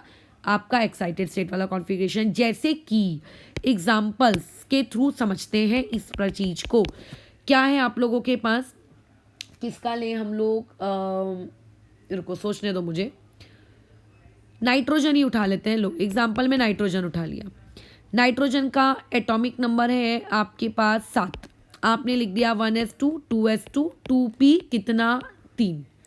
इसमें कोई बड़ी बात नहीं, कोई भी लिख लेगा। डब्बा डुब्बी बनाओ, डब्बे आखिरी के 2 के ही बनाना, आउटर मोस्ट का। 2s2 को हम ऐसे लिखते हैं, ठीक है, 2p3 को हम ऐसे लिखते हैं। उम्मीद करती हूँ तुम्हें हंस रूल वगैरह याद हो। अगर याद नहीं होगा तो ये सब जो मैं पढ़ा रही हूँ उसका कोई मतलब नहीं है, ये सही तरीका है लिखने का, बट ये this is a correct way. ये क्या है? Correct way. तो ये चीज़ क्या कहलाएगी? Ground state configuration. अब इस चीज़ को इनकरेक्ट आप जैसे स्टूडेंट्स या मेरे जैसे लोग कितने तरीके से बना सकते हैं? सोचो, तुम में से किसी ने ये हरकत कर दी कि 2s को तो चलो अपन ऐसे ही रहने देते हैं, अपन ये काम कर देते हैं, ये हरकत कर दी, लो ये। तो इसके क्या ये सही है? नहीं है। क्यों ये सही नहीं है? क्योंकि यहाँ पे जो आपका हंस रूल है वो डिसोबे हो रहा है।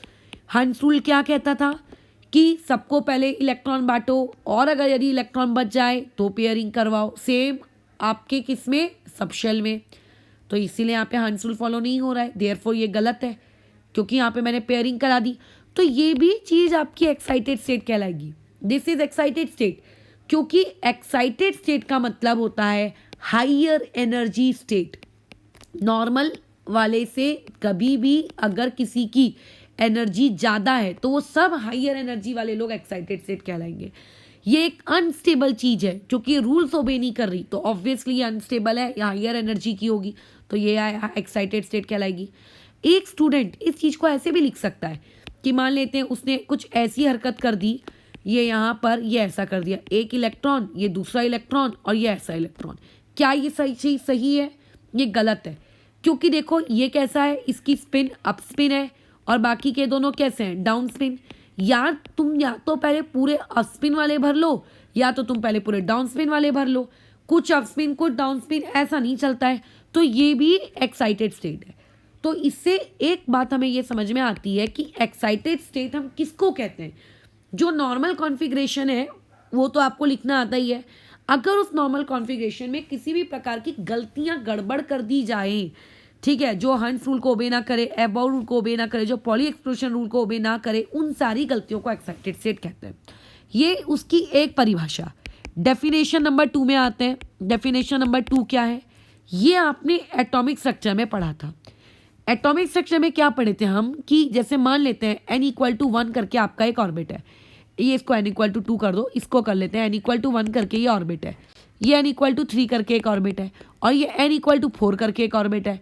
अगर कोई इलेक्ट्रॉन n=2 से या फिर किसी भी nth शेल से जंप करके यदि वो हायर शेल में जा रहा है, अगर इलेक्ट्रॉन जंप करके क्या हो रहा है, nth शेल से कहाँ जा रहा है, वो n+1th शेल में जा रहा है, तो उस जंपिंग को भी हम क्या कहते हैं, एक्साइटेशन कहते हैं। और उस पर्टिकुलर स्टेट को एक्साइटेड स्टेट कहेंगे, क्योंकि इलेक्ट्रॉन वहाँ का था ही नहीं, वो इलेक्ट्रॉन किसी दूसरे एनर्जी लेवल का है और वो कूद कर वहाँ पहुँच गया।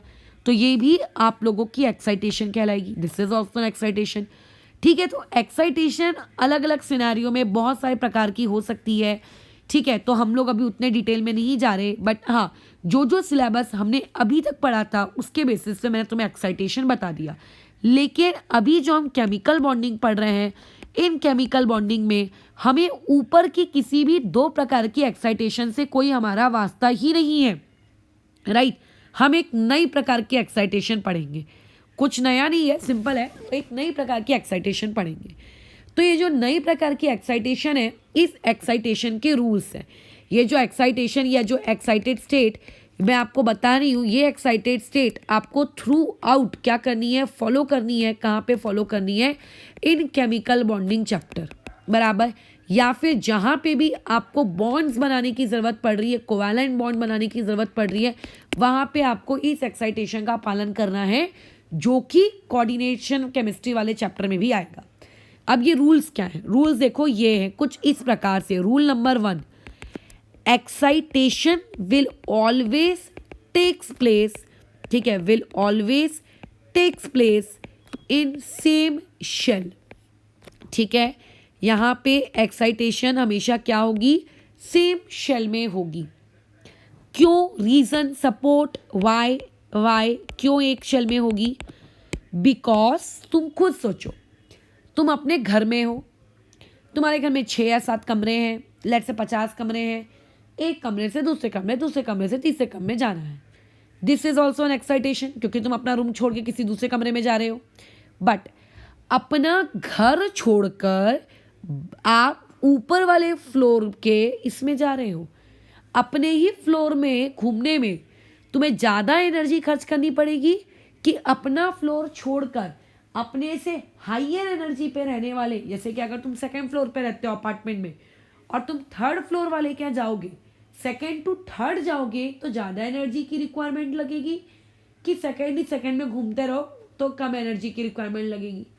तो ऑब्वियस है, 2nd से 2nd में घूमने में एनर्जी की रिक्वायरमेंट कैसी है? कम है ना। और 2nd to 3rd अगर जम करके जाओगे तो एनर्जी की रिक्वायरमेंट ज़्यादा है।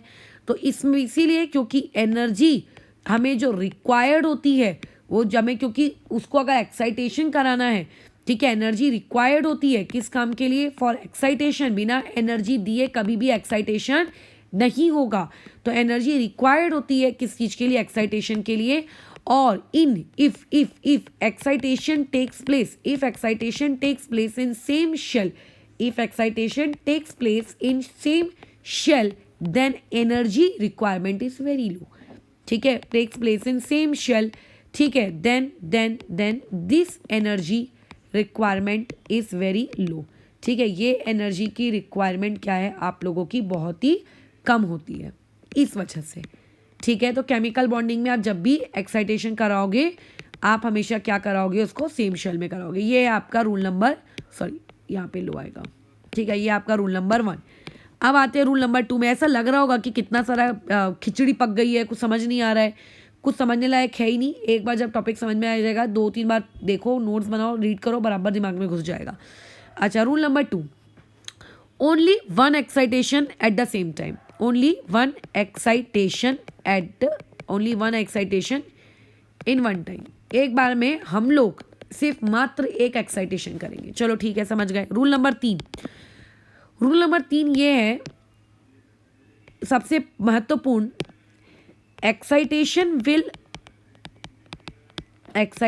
विल टेक्स प्लेस ओनली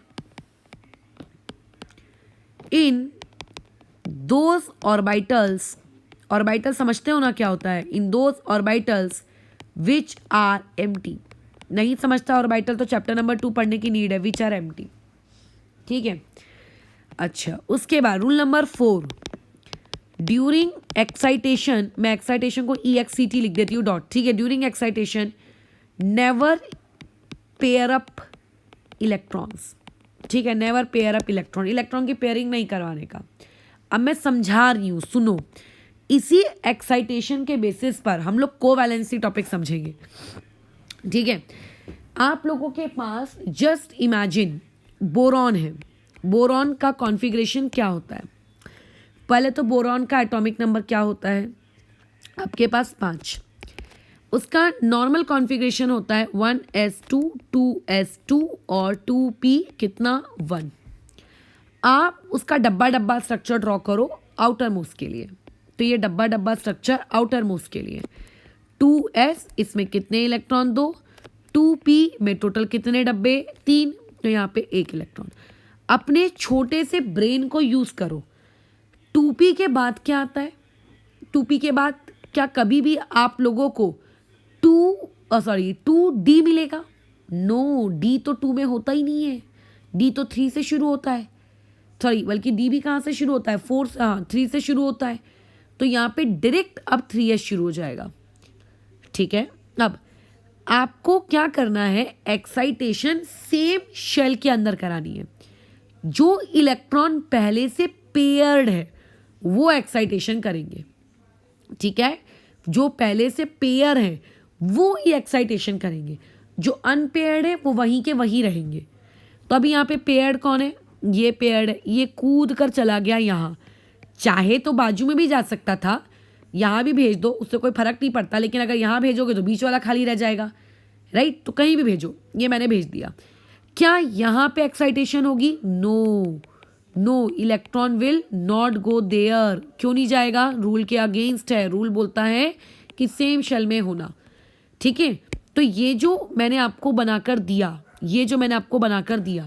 ये ग्राउंड स्टेट है। इस ग्राउंड स्टेट में आपके पास अनपेयर्ड इलेक्ट्रॉन्स कितने हैं? मात्र 1, यही है ना अनपेयर्ड इलेक्ट्रॉन, मात्र 1। तो ये जो अनपेयर्ड इलेक्ट्रॉन आपके पास मात्र 1 है, इसका मतलब बोरॉन यदि अपने ग्राउंड स्टेट में होता तो बोरॉन सिर्फ सिंगल बॉन्ड फॉर्म कर सकता था, या फिर ऐसे कहते हैं कैन फॉर्म ओनली 1 बॉन्ड। किसी और के साथ ये सिर्फ और सिर्फ क्या करता, सिर्फ मात्र 1 बॉन्ड फॉर्म करता, कैन फॉर्म ओनली 1 बॉन्ड, ठीक है। और इसी चीज को, इसी 1 को एक्चुअल में हम लोग उसकी क्या कहते हैं, कोवैलेंसी कहते हैं। लेकिन BF3 बोरॉन ने बोलो कितने बॉन्ड बनाए, 3 बॉन्ड बनाए। बॉन्ड बनाने के लिए क्या होना चाहिए, 1 इलेक्ट्रॉन मैं शेयर करूंगी, 1 इलेक्ट्रॉन तुम शेयर करोगे। तो ऐसे में ये दोनों डब्बे तो खाली पड़े हैं, इनके पास तो इलेक्ट्रॉन शेयर करने के लिए नहीं है। ये बोलेगा मेरे को शेयरिंग में इंटरेस्ट नहीं है। क्यों इंटरेस्ट नहीं है, मैं पहले से पेयर्ड हूँ। तो बॉन्ड को, इलेक्ट्रॉन को शेयर करने के लिए तो एक ही है, तो बोरॉन को तो एक ही बॉन्ड बनाना चाहिए। बोरॉन ने 3 बॉन्ड कैसे बनाए? डाउट, बोरॉन ने 3 बॉन्ड कैसे बनाए? बोरॉन अगर 3 बॉन्ड बना रहा है, इसका मतलब बोरॉन ने 3 इलेक्ट्रॉन शेयर किया, इसका मतलब बोरॉन के पास जरूर 3 अनपेयर्ड इलेक्ट्रॉन होने चाहिए, बट बोरॉन के पास तो सिर्फ 1 ही इलेक्ट्रॉन अनपेयर्ड है। तो इसका मतलब बोरॉन अपने 3 बॉन्ड जो बनाता है कभी भी ग्राउंड स्टेट में रहकर नहीं बनाता।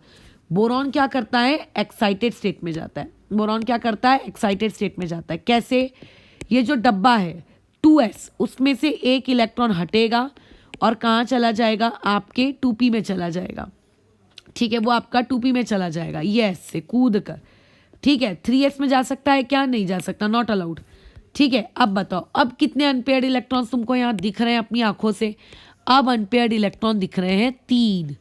तो इसका मतलब अब आपका जो बोरॉन है वो कितने बॉन्ड बना सकता है, 3 बॉन्ड। तो इस तरीके से बोरॉन कितने बॉन्ड बनाएगा, 3 बॉन्ड बनाएगा। और यहाँ पे बोरॉन की जो कोवैलेंसी है वो कितनी कहलाएगी, आपकी 3 कहलाएगी।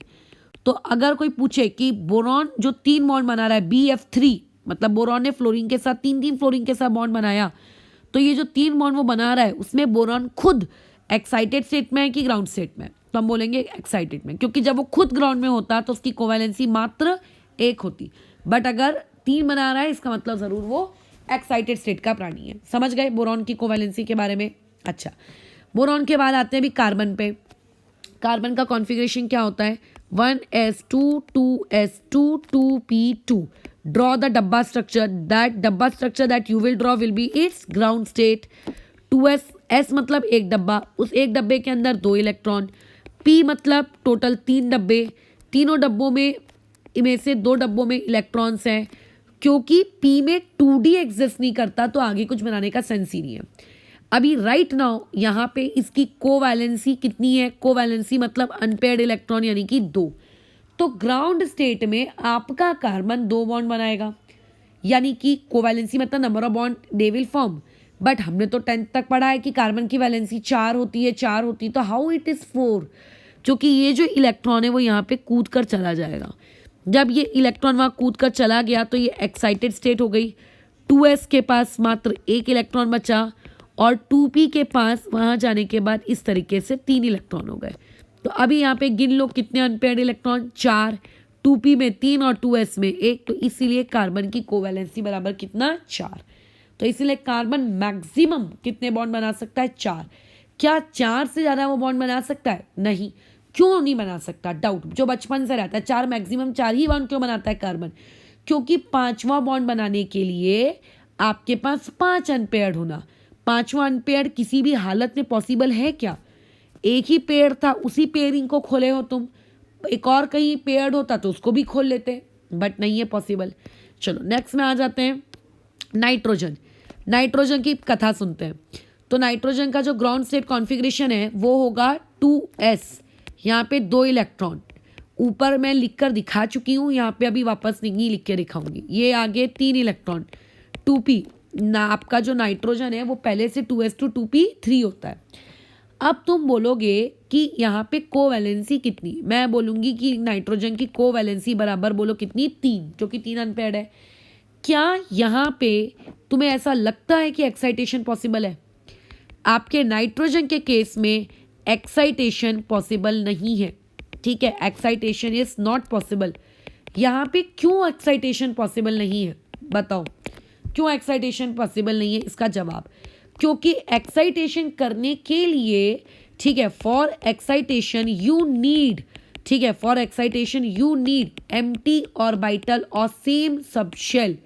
ठीक है, आपको क्या चाहिए, एम्प्टी ऑर्बिटल चाहिए ऑफ सेम सब शेल, तो सॉरी ऑफ सेम शेल, यानी कि 2s का इलेक्ट्रॉन या तो 2p में जाएगा या 2d में जाएगा या तो 2f में जाएगा, क्योंकि 2p भरा हुआ है। ठीक है, हियर 2p इज फिल्ड, सबके पास से फिल्ड है, हियर 2p इज फिल्ड, तो 2p में तो जा नहीं सकते। सो आपका जो ये इलेक्ट्रॉन है, ये वाला इलेक्ट्रॉन, सो electron cannot go into 2p। ठीक है, वो 2p में तो जा नहीं सकता। अब also 2d and 2f are not possible, 2d and 2f तो होते ही चाहिए, तो अब वो बेचारा इलेक्ट्रॉन कहीं जा ही नहीं सकता। ठीक है, तो देयरफॉर आप लोगों के पास जो अनपेयर्ड इलेक्ट्रॉन 3 थे वो 3 ही रहेंगे। इसीलिए नाइट्रोजन मैक्सिमम सिर्फ और सिर्फ 3 बॉन्ड बना सकता है, सिर्फ 3 बॉन्ड और ना बनाएगा, मात्र 3 बॉन्ड। इसीलिए आपकी केमिस्ट्री की दुनिया में, ठीक है, therefore in the field of chemistry NCl3 exist. ठीक है, NCl3 एग्जिस्ट करता है। नाइट्रोजन 3 बॉन्ड बना सकता है, बना लिया, but NCl5 do not exist. ये क्वेश्चन आप लोगों को असर्शन, रीजनिंग या कहीं और भी फॉर्म में पूछा जा सकता है। उसका जस्टिफिकेशन है ये कि why NCl3 exist but NCl5 do not exist. Reason NCl5 मतलब 5 कोवैलेंसी, कोवैलेंसी 5 तो पॉसिबल ही नहीं है। ठीक है, समझ गए? तो हमेशा एक्साइटेशन होगा ऐसा ज़रूरी नहीं होता है। ठीक है, अच्छा, अब किसी को अगर ये डाउट आ रहा है कि इलेक्ट्रॉन को आप यहाँ खुदा के क्यों नहीं ले गए, अरे अगर वहाँ खुदा कर ले जाऊंगी तो आपका 2s अनपेयर्ड हो जाएगा और आपका 2p में एक इलेक्ट्रॉन पेयर्ड हो जाएगा। बताओ क्या मतलब रहा? आखिर अनपेयर्ड ओवरऑल तो 3 ही रहे ना, खुदाने का मतलब ही क्या है? तो ऐसे में तुम ऑक्सीजन, फ्लोरीन, इनकी कोवैलेंसी निकाल लेना, वो आएगी 2 और 1। अब हम लोग आगे बढ़ते हैं। नाइट्रोजन के नीचे कौन रहता है? नाइट्रोजन के नीचे रहता है फॉस्फोरस। Atomic number is 15। इसका कॉन्फ़िगरेशन लिखो। Then configuration will be 1s2 2s2 2p6 3s2 3p5। डब्बा स्ट्रक्चर लिखो। डब्बा स्ट्रक्चर से ग्राउंड स्टेट में लिखने का, तो आपकी आउटर मोस्ट का लिखने का, तो ये वाले का लिखो। क्या हो जाएगा? 3s, 2 इलेक्ट्रॉन रहेंगे, उसके बाद 3p5, यहाँ पे आपके 3 डब्बे, 1 2 3 4 5, ये 3p। स्टॉप। जैसे 2s 2p 2d not possible, 3s 3p 3d, is 3d possible? Yes, 3d is possible. So do the 3d dabbas, ये मैंने बना दिए 3d डब्बा। वाई 5 डब्बा, क्योंकि डी में 5 डब्बे होते हैं, ये मैंने बना दिए। ये ग्राउंड स्टेट है। अब यहाँ पे जरा कोवैलेंसी आप चेक करें। कोवैलेंसी को मैं CV लिख रही हूँ। ठीक है, कोवैलेंसी को मैं क्या लिख रही हूँ? CV लिख रही हूँ। कितनी है कोवैलेंसी? कोवैलेंसी इस मात्र 1। यानी कि अगर ग्राउंड स्टेट में आप फॉस्फोरस के पास जाओ तो ग्राउंड स्टेट में बेचारा फॉस्फोरस इतना फटीचर है कि मात्र 1 बॉन्ड बना सकता है। कोई बात नहीं, तुम इसकी एक्साइटेड स्टेट नंबर 1 ड्रॉ करो। क्या होगी इसकी एक्साइटेड स्टेट नंबर 1? जरा बात करते हैं। इलेक्ट्रॉन को ही कुदी करवाओ, कुदी। ठीक है, इलेक्ट्रॉन को जंप करवाओ, जंप। तो अभी इलेक्ट्रॉन को हम लोगों ने जंप करवाना शुरू किया। ठीक है, इलेक्ट्रॉन को जंप करवाओ। तो पहले इलेक्ट्रॉन को मैंने जंप करवा लिया, ये कूद कर मेरा गया इधर। इधर इनमें क्यों नहीं गया? अरे पेयरिंग नहीं करवानी है, बल्कि पेयरिंग खोलनी है। तो क्या हो जाएगा? 3s, उसके पास 1 इलेक्ट्रॉन, ये तो बेचारा आपका वैसे का वैसे ही रह गया। इधर तो पेयर्ड है, इधर भी पेयर्ड है। एक्चुअली वीडियो ना काफ़ी लंबा हो गया, चलो जाने दो, लेकिन इसको पूरा कंप्लीट ही कर लेते हैं। छोटी छोटी चीज़ें फिर बन नहीं पाती हैं। अब बताओ कोवैलेंसी अब कितनी हो गई? अब कोवैलेंसी हो गई 3। दिख रहा है? अब कोवैलेंसी कितनी हो गई? 3। अच्छा, एक्साइटेड स्टेट नंबर क्या 2 कर पाना तुम्हारे लिए पॉसिबल है? बिल्कुल पॉसिबल है। क्यों पॉसिबल नहीं है आप वो बताइए? एकदम पॉसिबल है, बिल्कुल पॉसिबल है। तो क्या हो जाएगा? अब हम लोग ये वाले इलेक्ट्रॉन को कुदा कर यहाँ, सॉरी यहाँ नहीं, यहाँ आगे भेज देते हैं। तो ये आप लोगों का जो 3s है उस पर 1 इलेक्ट्रॉन, इधर जो 3 डब्बे थे उनमें 1, इसके पास अगेन 2, और ये तो पहले से ही खाली था। इधर 5 डब्बे हैं, इनमें से 1 के पास पहले आ गया था, अब एक और आ गया, बाकी 3 जगह खाली। सो कोवैलेंसी अब कितनी हो गई? Covalency is 5। गिन लो 5 unpaired electron. Excited state number 3 मैं तुम लोगों पे बनाने के लिए छोड़ रही हूँ। इस इलेक्ट्रॉन को कुदाकर यहाँ भिजवा देना। तो ये कितना हो गया? Covalency number 7। तो इसका मतलब कुछ दिख रहा है? क्या दिख रहा है? कि आपका जो फॉस्फोरस है, 1 मिनट, ये मैंने फॉस्फोरस का कॉन्फ़िगरेशन नहीं बनाया है, ये मैंने सॉरी क्लोरीन का कॉन्फ़िगरेशन बनाया है, नॉट फॉस्फोरस। ठीक है, सॉरी। तो इससे क्या दिख रहा है कि जैसे उसका छोटा भाई फ्लोरीन 1 बॉन्ड बना सकता था। क्या क्लोरीन 1 बॉन्ड बना सकता है? बिल्कुल बना सकता है ग्राउंड स्टेट में। लेकिन जो बेचारा फ्लोरीन है, आपका फ्लोरीन 1 बॉन्ड से ज़्यादा बॉन्ड नहीं बना सकता। क्यों नहीं बना सकता? वो काम तुम्हारे होमवर्क के लिए है। कोवैलेंसी लिखो, ठीक है, पता चल जाएगा। एक्साइटेशन कराने के लिए खाली जगह ही नहीं है। लेकिन जो आपका क्लोरीन है, इस क्लोरीन के पास देखो भर भर के जगह है। क्लोरीन क्या कर रहा है?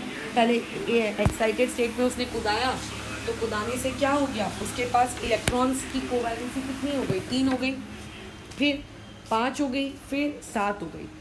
ठीक है, अब वैसे तो क्लोरीन का साइज़ छोटा है, बट अगर मैं सिर्फ इसके रिस्पेक्ट में बात करूं, क्या वो अपने इलेक्ट्रॉन को एक्साइट कर सकता है? तो हाँ, आपका क्लोरीन इलेक्ट्रॉन्स को एक्साइट कर सकता है। क्लोरीन के नीचे आने वाले ब्रोमीन, आयोडीन, ये लोग भी इलेक्ट्रॉन्स को एक्साइट कर सकते हैं। तो इसीलिए हेलोजेंस के ग्रुप में जो फ्लोरीन होता है वो मात्र एक बॉन्ड बनाता है, लेकिन जो अदर हेलोजेंस होते हैं लाइक क्लोरीन, ब्रोमीन, आयोडीन, ये एक बॉन्ड के अलावा भी 2-3 बॉन्ड बना सकते हैं। ठीक है, यानी कि इनका आपको ऐसा कभी देखने को मिल जाएगा कि जो आपका HCl है उसमें सॉरी जो HF है वो सिर्फ F एक H के साथ ज्वाइन है, बट जो Cl है वो हो सकता है 2H के साथ, सॉरी 3H के साथ ज्वाइन हो जाए। क्यों वो 3H के साथ ज्वाइन होगा? क्योंकि उसके अंदर एबिलिटी है 3 बॉन्ड बनाने की। ठीक है, 2 के साथ एबिलिटी नहीं है, या तो 1 या तो 3 या तो 1 5 या तो 7। तो इस तरीके से जो तुम्हारे हेलोजेंस होते हैं, ये हेलोजेंस क्या करते हैं? आप लोगों के बॉन्ड फॉर्मेशन करते हैं। ये जो हेलोजेंस है ये क्या करते हैं? आप लोगों के मैक्सिमम बॉन्ड फॉर्मेशन किया जा सकता है। इनकी जो मैक्सिमम कैपेसिटी होती है वो बॉन्ड फॉर्मेशन की कितनी होती है? 7 होती है। बराबर, मैक्सिमम कैपेसिटी इनकी कितनी होगी? 7 होगी।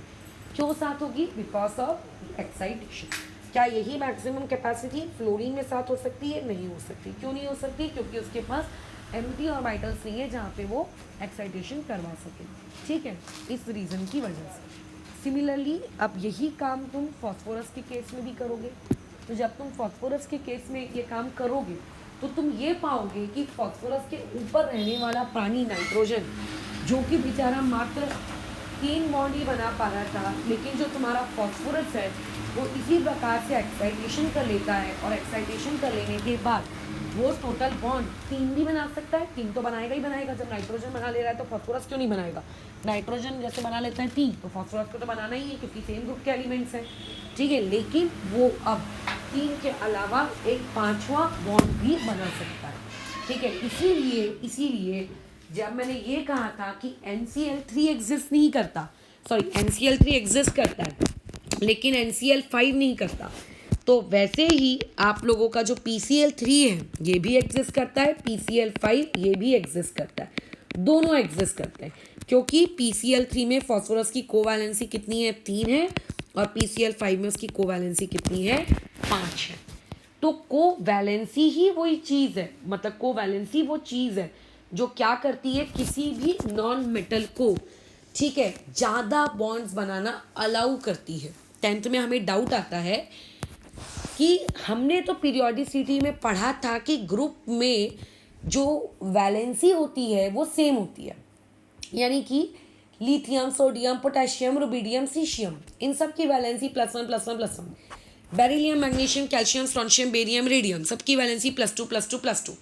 तो इस कायदे या इस नियम के अकॉर्डिंग नाइट्रोजन की यदि वैलेंसी हमने 10 तक +3 पढ़ी है तो भी फॉस्फोरस की भी +3 होनी चाहिए। इसकी 5 क्यों आई? ये इसीलिए आई। अच्छा, ऐसा सेम रीज़न, मतलब ऐसा एक्साइटेशन एस ब्लॉक में क्यों नहीं हुआ? वो इसीलिए नहीं हुआ, मतलब तुम खुद सोचो, मेटल्स हैं, मेटल्स अपने बॉन्ड बनाने के लिए उनको शेयरिंग की ज़रूरत ही नहीं है, वो तो सीधा इलेक्ट्रॉन ही लूज़ करते। एक्साइटेशन मतलब वो इलेक्ट्रॉन शेयर करने के लिए जगह चाह रहा है, इनको नीड ही नहीं है। मेटल बोलते हैं लेके जाओ हमारा सीधा इलेक्ट्रॉन। तो इसीलिए, तो ये सारे तुम लोगों के रीजंस हैं। ठीक है, बहुत ही सिंपल है। अब इसमें एक छोटा सा हम क्वेश्चन देखते हैं। ये क्वेश्चन हो सकता है कल को क्रिएट कर दिया जाए। 4 ऑप्शन दिए हैं आपको, ये पहला ऑप्शन आपको दे दिया। ठीक है, अच्छा उसके बाद एक मिनट, उसके बाद नेक्स्ट ऑप्शन दे दिया है।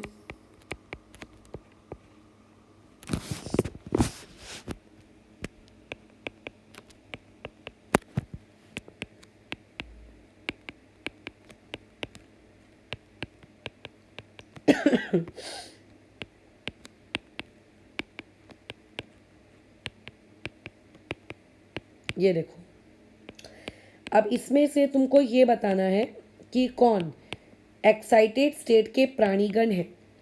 तो अभी जितना प्रवचन तुम्हें पढ़ाया गया है उस प्रवचन के हिसाब से जो भी चीज़ हंस रूल या पॉली एक्सक्लूशन प्रिंसिपल को फॉलो नहीं कर रही है वो एक्साइटेड स्टेट है। अब कौन फॉलो नहीं कर रही? ये फॉलो नहीं कर रही, ये देखो, एक ऊपर एक नीचे। ये फॉलो कर रही है, इसका मतलब ये ग्राउंड स्टेट है। क्या ये फॉलो कर रही है? बिल्कुल नहीं। हंस रूल के हिसाब से ये इलेक्ट्रॉन आगे होना चाहिए था, तो ये भी आपकी एक्साइटेड स्टेट है। ठीक है। अच्छा, क्या ये फॉलो कर रही है? क्या ये फॉलो कर रही है? ये नहीं कर रही, क्योंकि जब तक एस में आपने इलेक्ट्रॉन कंप्लीटली नहीं भरे, आप इलेक्ट्रॉन आगे जंप करा के कैसे ले गए? ठीक है, इसीलिए ये भी एक्साइटेड स्टेट है। क्या ये एक्साइटेड स्टेट है? ये तो वैसे भी गलत था, यहाँ पे गलती और है। ये देखो, ये नीचे का स्पिन, ये नीचे का स्पिन और बाकी दो ऊपर के स्पिन। तो ये इस प्रकार के क्वेश्चन कैसे पूछे जा सकते हैं कि कौन सा एक्साइटेड स्टेट है और कौन सा वाला एक्साइटेड स्टेट नहीं है। अब एक ऑब्जर्वेशन देखो, ठीक है, वैसे ही ऑब्जर्वेशन कोई काम की नहीं है, बट फिर भी एक ऑब्जर्वेशन देखो। जब आप कोवैलेंसी की बात कर रहे हो, पहले एक थी, 1 से 3 हुई, 3 से 5 हुई, 5 से 7 हुई, खत्म। अच्छा, जब आप यहाँ कोवैलेंसी की बात किए तो 2 से 4 हुई। ठीक है, जब आप यहाँ बोरॉन में कोवैलेंसी की बात किए तो पहले एक थी, 1 से कितनी हुई? 3 हुई। यानी कि जो कोवैलेंसी है वो हमेशा +2 से ही इंक्रीज होती है। जैसे अगर मान लेते हैं कोई एक स्पीशीज़ है जिसकी कोवैलेंसी अभी +2 है और मैक्सिमम कोवैलेंसी मान लो, इमेजिनरीली मान लो +10 है, +10 तक वो जा सकता है। तो कोई तुमसे पूछेगा कि बीच में कितनी एक्साइटेड स्टेट्स हैं, हाउ मेनी एक्साइटेड स्टेट्स आते हैं, तो +2 के बाद एक +4 आएगा, +4 के बाद +6 आएगा, +6 के बाद +8 आएगा और 10 तक तो तुम पहुँच ही गए। तो अभी एक्साइटेड स्टेट क्या है? This is your excited state number 1, this is your excited state number 2, this is your excited state number 3 and this is your excited state number 4। तो there are total 4 stages, 1 ground state and 4 excited stage. ठीक है, तो there are total 5 stages. ठीक है, तो हमेशा covalency कितने से बढ़ेगी? 2 से। तो नोट बना लेना है यहाँ पे कि कोवैलेंसी ऑलवेज इंक्रीजेस बाय 2। ठीक है, आपकी जो कोवैलेंसी होती है हमेशा कितने से इंक्रीज होती है? 2 से इंक्रीज होती है। मुझे नहीं लगता कि इस टॉपिक में कोई डाउट आएगा। ठीक है, ये एक आप लोगों का एक छोटा सा प्यारा सा हमारा लॉजिक यहाँ पे समाप्त हुआ। डब्बा डब्बा मैं कैसे बना रही हूँ ये चीज़ समझ में आ रही है। असर्शन रीजनिंग आ सकता है कि why NCl5 exist, NCl3 does not exist, etcetera. Again एक और टॉपिक इस पे लेते हैं, जैसे ऑक्सीजन है, सल्फर है। ऑक्सीजन का कॉन्फ़िगरेशन 2s2, 2p कितना? 2p 4। सल्फर का 3s2, 3p 4, लेकिन इसके पास 3d भी तो होता है, ये सबसे इंपॉर्टेंट चीज़ है। तो यहाँ पे 2s में 2 इलेक्ट्रॉन्स, ठीक है, ये ऐसे। 2p में कितने इलेक्ट्रॉन्स? 2p में यहाँ 4 इलेक्ट्रॉन, तो ये आपके 3, एक हो गया पेयर्ड। आगे तो 2d होता ही नहीं है, तो नो एक्साइटेशन, नो एक्साइटेशन, यानी कि बेचारे की कोवैलेंसी बराबर मात्र 2। सल्फर में आए, सल्फर का ये 3s का डब्बा, ये 3p का डब्बा, ये 3p में यहाँ पेयर्ड है, यहाँ पेयर्ड है, यहाँ एक, अच्छा एक मिनट को, हाँ एक मिनट, ये मैंने ज़बरदस्ती पेयर्ड बना दिया, यहाँ पेयर्ड नहीं है। ठीक है, यहाँ पेयर्ड है, यहाँ नहीं है, यहाँ नहीं है। 3d तो तुम्हारा पूरा ही खाली पड़ा हुआ है। इस प्रकार से कितने इलेक्ट्रॉन्स तुम जंप करवा सको? देखो अभी कोवैलेंसी कितनी है? 2। ठीक है, अगर ये इलेक्ट्रॉन जंप किया तो कितनी हो जाएगी? 4। कितनी? ये इलेक्ट्रॉन जंप किया तो कितनी हो जाएगी? 6। इसका मतलब सल्फर 246 नामक कोवैलेंसी शो करता है। ठीक है, सल्फर क्या करता है आपकी? 246। इसीलिए SO2 भी एग्जिस्ट करता है, SO3 भी एग्जिस्ट करता है। लेकिन अगर तुम H2O को बोलोगे तो H2O ही सिर्फ एग्जिस्ट करता है, H3O, H4O ये सारी चीज़ें एग्जिस्ट नहीं करती हैं। बराबर, ये था तुम्हारे कोवैलेंसी को लेकर प्रवचन। ये कोवैलेंसी ज़रूरी थी इसीलिए पढ़ाई गई है। देखने को लग रहा होगा कि अरे तो कितना छोटा सा प्रवचन है, सिंपल सा प्रवचन है ना, इसमें कुछ है ही नहीं। तो इसमें है, अभी जैसे ही तुम लुईस डॉट स्ट्रक्चर के आगे जब अपना basic hybridisation valence bond theory पढ़ोगे तब तुम्हें समझ में आएगा कि इसकी क्या इंपॉर्टेंस है। अच्छा, और कुछ इसमें प्रवचनबाजी छूट गई है क्या? तो जब भी इस प्रकार के कोई क्वेश्चन आए कि which of the following exist, it does not exist, तो एक बार कोवैलेंसी को थोड़ा सा देख लेने का। हाँ, एक नोट लिख के इस चीज़ को फिर हम आज के लिए ओवर करते हैं।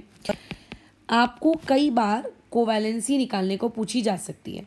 ठीक है, आपको कई बार कोवैलेंसी निकालने को पूछी जा सकती है। मैंने S ब्लॉक और P ब्लॉक में तो आपको कोवैलेंसी निकालना बता दी, ठीक है, लेकिन एक फॉर्मूला भी बता देते हैं। उस फॉर्मूले से आपको हो सकता है डायरेक्ट आंसर निकालने में मदद आ जाए, लेकिन वो जो फॉर्मूला है वो आपको मैक्सिमम कोवैलेंसी दिखा सकता है। ठीक है, आपको क्या निकाल के देगा, maximum covalency for P block.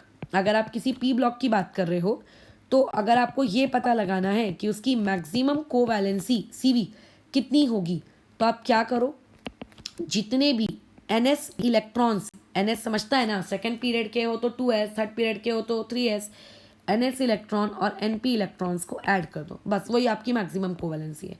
जैसे अभी एक ऐसा एग्जांपल लेते हैं जिसको मैं ऊपर ऑलरेडी सिखा भी चुकी हूँ, सल्फर का ही ले लेते हो, चलो फॉर सल्फर, सल्फर को ही चेक कर लो। सल्फर का configuration 1s2 2s2 2p6 3s2, आपका 3p कितना 4, बराबर यही होगा, चेक कर लो एक बार। हाँ, अब इसमें गधे के समान सारे एस को ऐड और सारे पी को ऐड मत कर लेना, वो तो एटॉमिक नंबर ही बन जाएगा। सिर्फ एन एस को करना है, एन एस और एन पी मतलब कौन, आउटर मोस्ट शेल को, ठीक है। अच्छा, तो आउटर मोस्ट कौन है, ये दोनों आउटर मोस्ट हैं। तो यहाँ पे एन एस इलेक्ट्रॉन्स कितने हैं, 2, एन पी इलेक्ट्रॉन कितने हैं, 4, दोनों को ऐड किया, कोवैलेंसी बराबर बोलो कितनी, 6। तो अभी चेक कर लो, ऊपर भी मैंने यही बताया था, सल्फर की मैक्सिमम कोवैलेंसी कितनी होती है, 6 होती है। तो अगर हमें किसी भी एस ब्लॉक या पी ब्लॉक, सॉरी किसी भी पी ब्लॉक की रैंडम एटॉमिक नंबर दे के रैंडम कोवैलेंसी निकालने को बोली जाए, तो डब्बा डब्बा डब्बा तो हमेशा बनाओगे नहीं, कुछ अक्कल का काम करोगे। तो वो अक्कल का काम क्या होगा, ये कि आप पहले कॉन्फ़िगरेशन लिखो। अब कॉन्फ़िगरेशन ही लिखना नहीं आता तो आप क्या करें, अगेन पीरियोडिसिटी एटॉमिक स्ट्रक्चर वाले वीडियोस को देखो कि कैसे एटॉमिक नंबर की मदद से कॉन्फ़िगरेशन लिखना हम लोग सीखते हैं। जब वो पढ़ोगे तो बराबर बन जाएगा। अब ये पी ब्लॉक है। अब नोट नंबर 2, अगर पी ब्लॉक की जगह मान लेते हैं आप लोगों को कोई डी ब्लॉक का एलिमेंट दे दिया जाए, तो डी ब्लॉक के एलिमेंट में फिर अगर कोवैलेंसी निकालने को कहे तब क्या चलेगी गाड़ी। फॉर डी ब्लॉक वालों के लिए, डी ब्लॉक के लिए हम लोगों को अपनी गाड़ी को रन करवाना है, तो डी ब्लॉक में अगर आपको मैक्सिमम कोवैलेंसी को फाइंड करने को कहा जाए तो क्या करोगे। अब जैसे एग्जाम्पल ले लेते हैं पहले, उसके बाद हम इस चीज़ को देखना है। कोई भी उठा लो, कि जिसको उठाना है उसको उठा लो तुम। तो तुमने ले लिया लेट्स से आपका क्रोमियम। क्रोमियम का कॉन्फ़िगरेशन क्यों लिखा जा रहा है, क्योंकि एक एक्सेप्शनल कॉन्फ़िगरेशन है। कम से कम मैं 50 बार लिखूंगी तो तुमको तो 50 बार याद होगा, 5 बार तो होगा, ये तो अंडा दोगे फिर। 1s2 2s2 2p6 3s2 3p6 4s2, नहीं 4s1 3d5, ये है इसका एक्सेप्शन। अब अभी अभी ऊपर प्रवचन दिए गए थे कि माना कि 4s1 आप लोगों का आउटर मोस्ट शेल होता है, लेकिन इन दोनों का जो कॉम्बिनेशन होता है 4s1 और 3d एंड -1d वालों का, इसको हम लोग क्या कहते हैं, वैलेंस इलेक्ट्रॉन कहते हैं। ठीक है, इसे हम लोग क्या कहते हैं, वैलेंस इलेक्ट्रॉन। अब यहाँ पर अगर तुम्हें किसी भी डी ब्लॉक एलिमेंट की मैक्सिमम कोवैलेंसी निकालनी है, तो मैक्सिमम कोवैलेंसी निकालने के लिए क्या करो, उसके जितने भी एनएस इलेक्ट्रॉन्स हैं, एनएस मतलब आपका आउटर वाला, ठीक है, जैसे फोर्थ पीरियड के हो तो 4s, प्लस जो n-1d इलेक्ट्रॉन्स हैं उनको ऐड कर दो। तो अभी यहाँ पे s की वैल्यू कितनी है, यहाँ पे आपका फोर्थ पीरियड में हो ना, तो यानी कि 1 इलेक्ट्रॉन बराबर प्लस यहाँ पे कितने इलेक्ट्रॉन, 5 इलेक्ट्रॉन, तो हो गया 6। जब तुम अभी डी ब्लॉक एलिमेंट पढ़ोगे ना, तब तुम्हें पता चलेगा कि क्रोमियम जो होता है उसकी मैक्सिमम ऑक्सीडेशन स्टेट जो होती है वो कितनी होती है, आपकी 6 होती है। ठीक है, क्रोमियम की जो मैक्सिमम ऑक्सीडेशन स्टेट होती है वो कितनी होती है, आप लोगों की 6 होती है। कई बार छोटे छोटे एमसीक्यू में सवाल पूछे जा सकते हैं कि ये एक डी ब्लॉक एलिमेंट है, इस डी ब्लॉक एलिमेंट की जो मैक्सिमम ऑक्सीडेशन स्टेट है आप बताओ। बाकी की जो छुटपुट ऑक्सीडेशन स्टेट्स है वो सब सीखेंगे या रटेंगे उसको, बट मैक्सिमम निकालना हो तो इस तरीके से। जैसे आप लोगों के पास एक होता है, कौन किसकी बात करने वाली थी मैं, क्रोमियम, रुको रुको रुको रुको, क्रोमियम था और एक कौन था, K2Cr2O7 और KMnO4, मैंगनीज। मैंगनीज से बात कर लेते हैं। मैंगनीज का एटॉमिक नंबर क्या होगा, 27। ठीक है, अच्छा क्या हो गया यहाँ पे आप लोगों का, मैंगनीज में उसका इलेक्ट्रॉनिक कॉन्फ़िगरेशन आपको पता होना चाहिए, तो कर लो। क्या होगा, 1s2 2s2 2p6 3s2 3p6 4s2, और उसके बाद नेक्स्ट में क्या आ जाएगा, अब मैंगनीज का एटॉमिक नंबर 27 है, तो 3d7। ठीक है, ठीक है। आयरन, कोबाल्ट, निकल, जिंक, बराबर। ठीक है, ये हो गया। अब इसका तुम चेक कर लो कितना हो जाएगा, या कुछ देख लो कुछ गड़बड़ है क्या। मैंगनीज का एटॉमिक नंबर 25 है, 27 नहीं है, सॉरी। तो यहाँ पे आएगा 5। तो अब इन दोनों का ऐड कर लो तो तुम ये पाओगे कि मैंगनीज की मैक्सिमम कोवैलेंसी कितनी होगी, +7।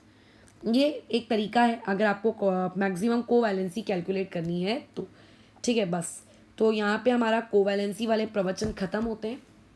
कल हम लोग लुईस का प्रवचन पढ़ेंगे, मतलब लुईस डॉट स्ट्रक्चर बनाना नहीं सीखेंगे, लुईस के प्रवचन पढ़ेंगे कि आखिर लुईस जो था उसने क्या कहा, लुईस के ड्रॉबैक्स क्या निकले। उसके अलावा फॉर्मल चार्ज करके एक टॉपिक है, फॉर्मल चार्ज हम ऑर्गेनिक में पढ़ेंगे, अभी नहीं। ठीक है, तो लुईस वाला कंसेप्ट सीखेंगे।